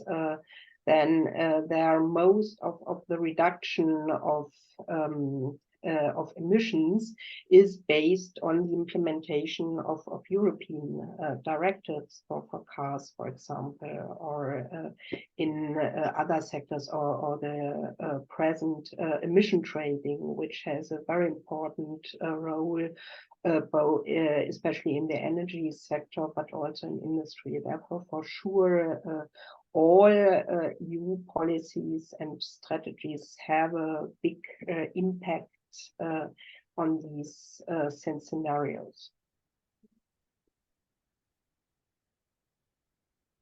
Great, thanks. Makes sense. Then let's move on to a question by Mihai Tomescu. Can you hear me? Yes, thank you very much. Also, thank you for the interesting presentations. Also, thanks to Barbara, very interesting presentation. I work for the European Environment Agency, and I understand your presentation, Barbara, is a country-specific take on how to work with projections. What I'm wondering is if this combination of ex-ante and statistical data could be something to inform as well about how Germany is performing towards its energy consumption target. So some additional dimensions here on energy efficiency, or under the Energy Efficiency Directive, and perhaps an overall understanding as regards renewables and the share of renewables. Would you get such information underpinning the greenhouse gas projections? Yeah. And the reason for the question is that if you did, we would have in these projections, in fact, an integrated take or an integrated understanding across the board. Mm-hmm. Thank you very much. Yeah, for sure. These projections also include impacts on energy, or the energy impacts, the impacts on final energy and primary energy, and also of energy efficiency, and many of the climate policies in fact are energy efficiency policies. And as I said, these scenarios are now not only used for the greenhouse gas emission reporting, but also for the first time for the NECPs, for the draft NECP and the final NECP. In the past,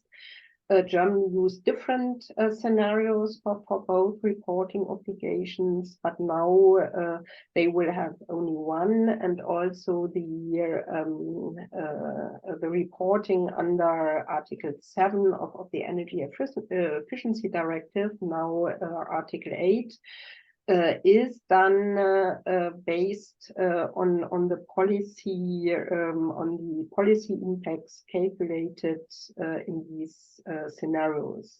at least partly, because it's also done by the same institutes, and therefore it is planned to have a better integration of all these issues, and these scenarios will also be used or can be used to have a look at other energy and energy efficiency targets. The bases are at the demand side. The bases are the energy demand models for the different sectors, which are based on the German energy balance, and therefore and they will then, in a second step, they are adapted to the inventories. Thank you. This is very helpful to know. Thanks so much. Okay, great. Thanks, thanks all, and thanks Barbara for the insights. And I think really it's one of the topics here is also the coupling and comparison of national and European policies and modeling. So that's, I think, really a great example showcasing this. So thanks a lot. And with that, let's move to the last plenary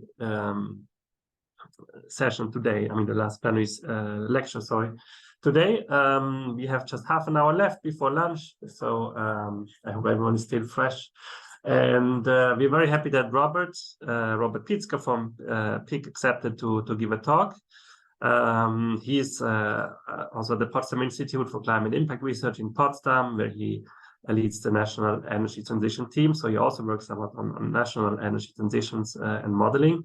But he also works in the ECMF project, where he leads a work package on pathways to climate neutrality in Europe, that has recently also looked specifically at 2040, similar to the talk by Francesco that was mentioned just before. So we're very much looking forward to the insights from the ECMF project on these precise 2040 targets from one modeling viewpoint. So Robert, the floor is yours, and yeah, then afterwards we hopefully have time at least for 10 minutes discussions before the lunch break.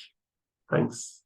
Thanks a lot, Johannes, for giving me this opportunity to present the ECMF work here, which, as you said, is one of the many pieces of input, for example, that go into Francesco's work, and I'm lucky he's the one having to do the tough work on combining all these different sorts of inputs. This is just one of the small puzzle stones. So I'm presenting here work done by our PIC team, Renato Rodriguez and Gunnar Luderer, who will also later give talks in the breakout session on net zero targets with more detail on our REMAT results, as well as the many teams that contribute in the work package 1 of ECMF to making this analysis possible. So, sorry. This, what I'm going to present is mostly part of the, or what was an output of the European Climate Energy Modeling Forum, which in itself has the main objective to provide a coherent evidence base and open tools to enhance the process of European and member state policymaking to achieve climate neutrality. So building on what in the introduction Philip Tulkan said, and then later came up again as a topic, improve this interactions, this science policy interface, improve the transparency of the models that are used, get the modeling community to exchange faster and have deeper interaction on their models to improve them and make them more useful for the purpose that they are to be used for. So this builds on consolidating the modeling community. We try to strengthen the interface between the European modeling community and the policymakers, and one of the steps in this is organizing last year's and this year's ECMP conference, of which you're currently part. And the idea is, ECMF is currently a project funded by the European Commission that has a 4-year runtime that still goes into until April 2025. But the hope is to really make it an institution that stays there and connects, even in the future, the different modeling groups within Europe, and helps to be like a connection point, similar, for example, to the EMF in the United States. And one, like the ECMF currently has many focus points, and one of the key undertakings is a model intercomparison exercise on net zero pathways for the EU. the main question in the room, how to achieve climate neutrality in the EU. We're trying to add a bit of insights we have on this. And the idea is, as was said before, there was the European Scientific Advisory Board on Climate Change analysis that came out in June of this year, that was mostly based on the IPCC scenarios for the AR6. And our aim is to go beyond the IPCC scenarios, because a lot of them are global and also a few years old, and to really focus on dedicated EU transformation pathways that better account for the recent EU policies and other regional specificities for the EU. If you look at the globe, you have many different interactions represented, but it's more challenging to really take all the EU specific aspects into account. Similarly, we want to better represent the technological development over the last 5 years. There has been, given stronger policy push and stronger innovation, there has been tremendous improvements in the technologies, in renewables, in battery electric mobility, in heat pumps. And to get this into the models and really be where the world is currently in 2023, that's our aim. And we have lots of interactions between the modeling teams here. And also this connects to the short-term realism, because usually when you have scenarios for the IPCC, they went out until 2050 to 100, and it's challenging to get the short-term good. And we're trying to pick up on the Fit for 55 package as far as possible, and on the policies that are currently on the table, and see what is still feasible to be changed until 2030, and how can it then go from then on. We have a number of models that contribute. There are even more models in the modeling exercise, but for this specific exercise, we cut down to the ones that are currently available. This will be increased a bit in the future. So many of the major EU modeling teams are included here. And I will present most of the results from this model intercomparison exercise, but in a few instances, add some details from dedicated Remind deep dive scenarios to provide a bit more of detail. If you want, there are 2 talks by Renato Rodriguez and Gunnar Luderer in the first afternoon session on near-term action and midterm targets, where you will get more details on these scenarios and on the insights that can be gained from them. Now, going back to the main questions, what are 2040 targets that are in line with climate neutrality? So this really connects to the slide where Francesco showed with sort of fixed 2030, and then the aim to get to net zero in 2050, and then what happens in between. And if we ask these questions to the model, so they were tasked with getting a relatively smooth path from today with hitting 2030 targets and then to zero in 2050, this is what comes out. So the gray, sorry, so this shows next 30 years. You have emission reductions versus 1990 for EU27 and UK for all greenhouse gas emissions. And the gray shaded area shows all the models, and the black line, the average of those. And you can see that in 2040, we find greenhouse gas reductions of about 86% in the scenarios that reach climate neutrality in 2050. And if you look at the general shape of the curve, you find that a direct linear interpolation of the current 2030 targets to the zero emission target 2050 would actually be weaker in 2040. So we find all the models just trying to get the smoothest transition from 2030 to 2050, find deeper emission reductions in 2040. Now, if you, I mean, there has been the analysis by the ESAPCC on EU 2040 targets, and they came out with headline numbers of -90 to -95%. So that seems a bit tighter than what we are finding. We find a full model range of -84 to -89%. But in fact, if you look a bit more into detail, into the details of these scenarios, you can trace them back to a number of factors. First of all, the ESAPCC headline numbers, they only count intra-EU aviation and maritime emissions, whereas in ECMF, we took the full emission scope, so including all bunkers. And if we would shift to an only intra-EU bunker metric, then this would strengthen the ECMF targets by 2 to 3 percentage points, making the two ranges overlap. And also, while the ESFC looks only at the EU27, we did the analysis for EU27 and UK, because that's the region for which all the models could provide information for, while the ESFC did country downscaling, which has its advantages, but also its challenges, so to say. So we decided we didn't want to go down that route. And finally, for ECMF, we really only started from what do the models from the technology side and from the deployment and uptake of new technology side decide was the most plausible way from getting from 2030 to 2050, whereas the ESFCC, they included fairness considerations with respect to the total carbon budget. So that made them take this a little bit higher 90 to 95 reduction target.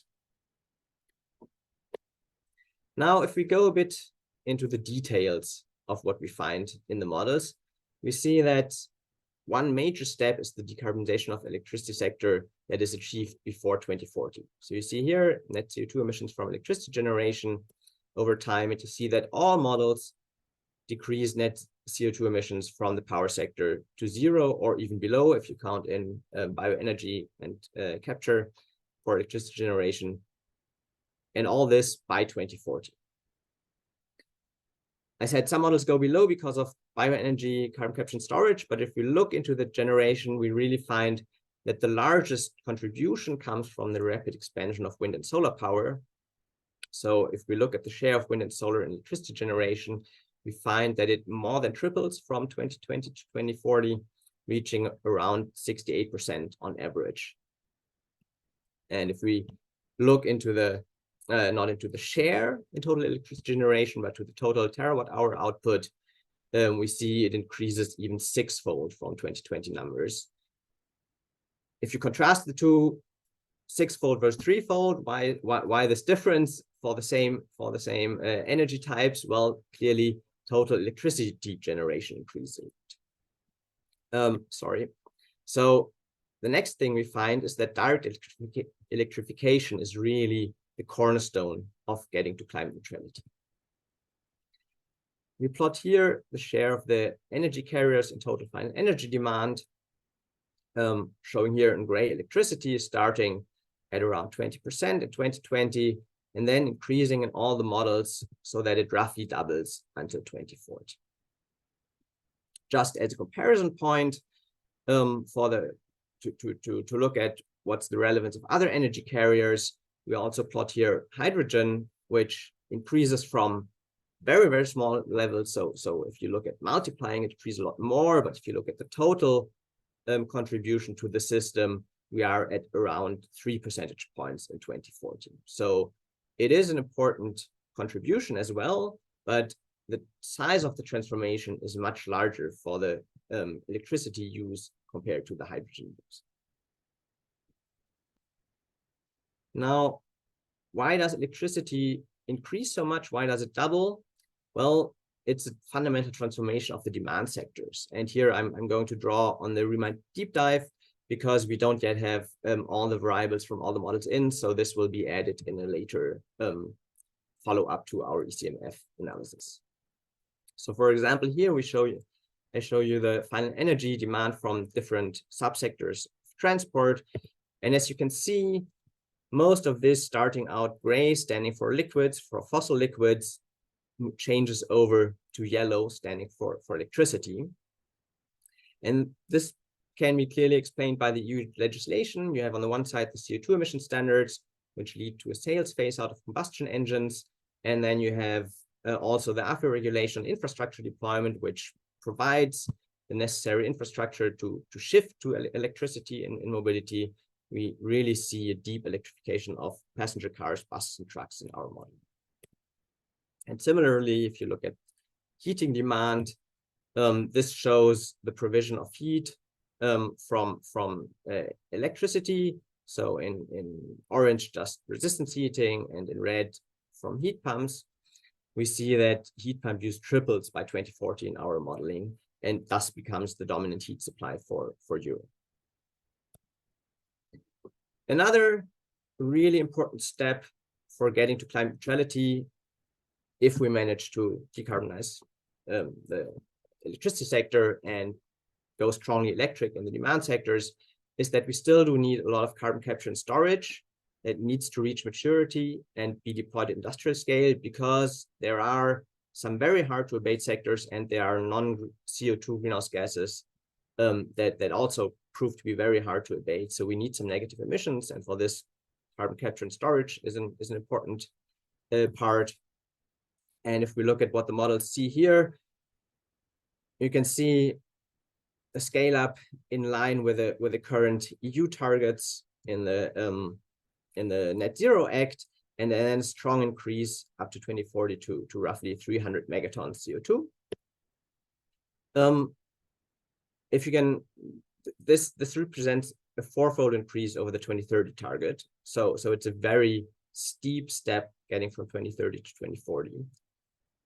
And given the mixed track record of CCS project implementation over the last decade, this really will be a very large effect. Will require a really large effort to get there. But that's what the models say would be a necessary contribution to really go to net zero in 2050.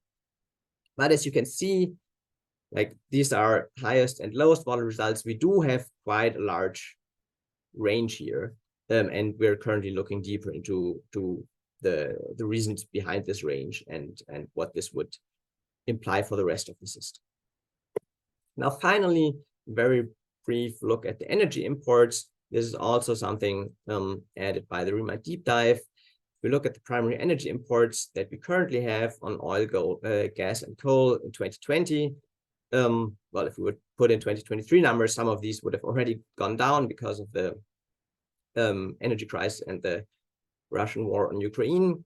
But we see under these net zero targets, they really reduce substantially until 2040, less than a third of today. And we expect some hydrogen and e-fuel imports, but they will be much smaller than the reductions in oil and gas imports. So to summarize, in our scenarios, in our modeling to comparison exercise, looking at how to get to 2050 zero emissions in the EU, we find 2040 greenhouse gas emissions reduced by around 86% if we include all bunker emissions. And achieving these reductions will be challenging, but seems technically feasible, because that's what the models really can represent. How fast can we scale up deployment? Not is the political will there to do so. Milestones for 2040 include decarbonization of the power sector, mainly based on rapid expansion of wind and solar, which together provide 68% of the US electricity generation by 2040. This, combined with the deep electrification of the demand sectors, will then double the share of electricity and final energy to 41%.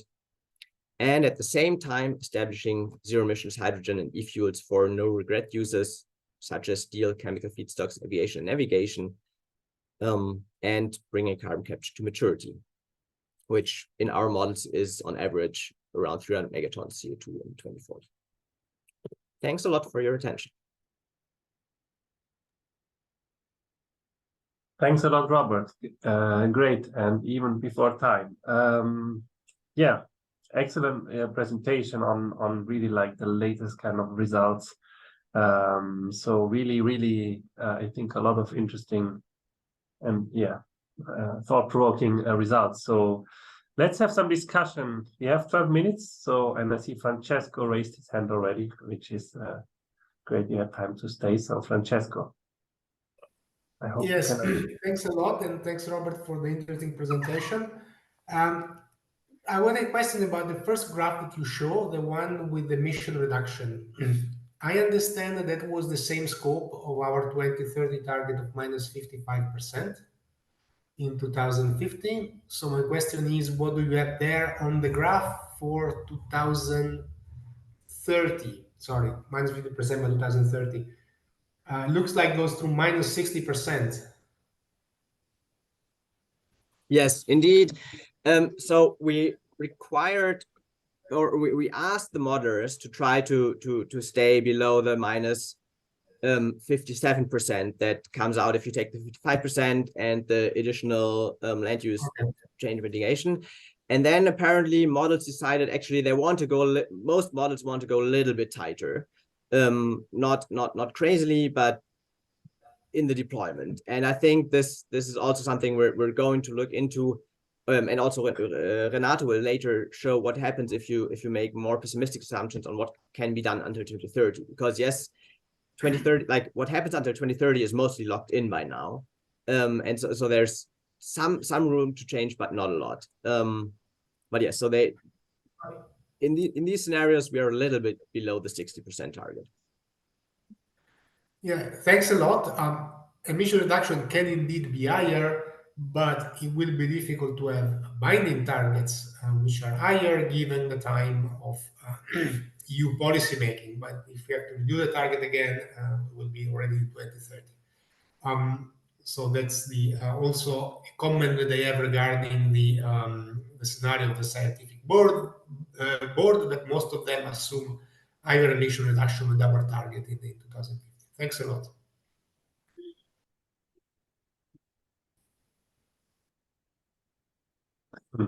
Yeah, important points, and maybe to be looked also a bit more in detail.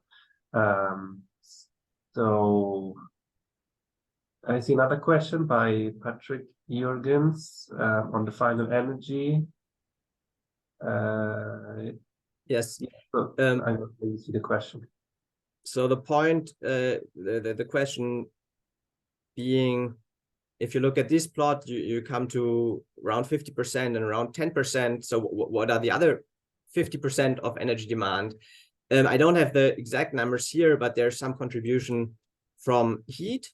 So part of the buildings and industry does get grid distributed heat. You have some biomass based, and you have otherwise liquids and gases provided either by biomass or by e-fuels.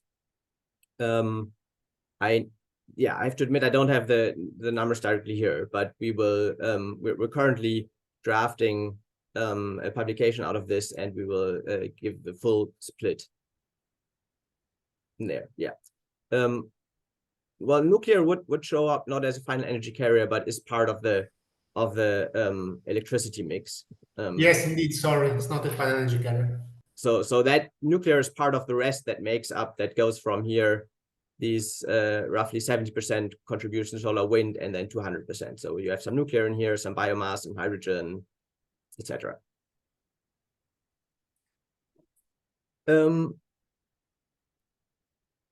Sorry, then if there are no voiced questions, there came another questions where CCS technology should be applied in the first place, industry or for the power sector. I'm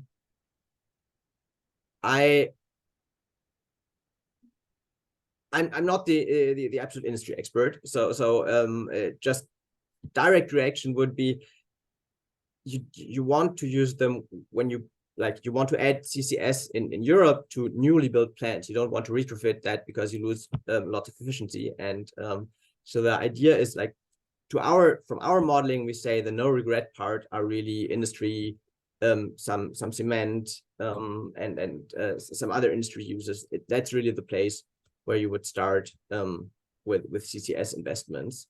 And as we have many studies showing that you can have a power sector with fully based on renewables, where you don't need CCS, and currently CCS scale up is really slow. You should really limit yourself to using CCS for your industry sections, and maybe for some biomass to liquids with CCS or biomass to gas with CCS, because you will also need some of those non-electric carriers. Then I see a direct hand raised question by Robbie. Yeah, I don't know if why my video isn't running, but can I ask you a philosophical question about data? Because it looks like in the background this work is underpinned by complete and coherent data. but for the open energy system modeling community, our biggest struggle is with data on lots of fronts. Licensing, of course, the semantics, the kind of architectures around linked open data, metadata, findability, quality control, peer review, and so on. Could you make a comment about that and how our concerns sort of map to your activities? Yes, let me again. On that I'm not the expert. We have Daniel Huppmann from YASA in ECMF, who's strongly involved in the data management part and also in the connection to the open energy modeling community, and as Will Usher, the project coordinator. So I'm probably not the best person to answer this. My, like from the modeler's perspective, we are like we have been developing frameworks to improve our own quality control, and when we have the different models data, bring them together, try to filter them, see already that summations work out, etc. All this currently done via the YASA database, and currently developing additional sort of quality control measures. Then on the publication side, we are like, once we're happy with the data, we're making it public. I think we always have like Zenodo uploads, but yeah, honestly, I have to say, I'm not the expert on that part of the process. So if I may ask you to speak to Daniel or Will, then this would they can give you better answers. Yeah, thank you. Okay, we have two more questions. One by Tars Verschelde. My voice in case. Yeah, Tars. so Tars from the University of Leuven, Belgium. I was just a bit confused when you said like we're going to do an inter-model comparison, and then I see this nice like analysis with a scenario, and it's and more of like using different models on the same scenario, such that it seems like, is our scenario very robust? So it's, to me, it seemed more like an analysis of, is this can we get a robust solution for a certain scenario, rather than a comparison of models. And so that got me a bit confused, and I would just like you perhaps to elaborate a bit on that, what the intention is. And yeah, I think in my mind the two are connected. So I see it also as working in both directions. So you set a scenario definition and different models run it, and then you go into the detail of putting it side by side. And here I presented the side, can we draw any robust findings from this? And then there's the other part, looking at like having not just these funnels, but really dedicated lines, and then looking, okay, why does model A have this interesting kink here, or show such strong reliance on technology X or Y? Are there any limitations at play? So we on the back end, we do a lot of looking at the results, comparing them, asking each other questions. We have started like to have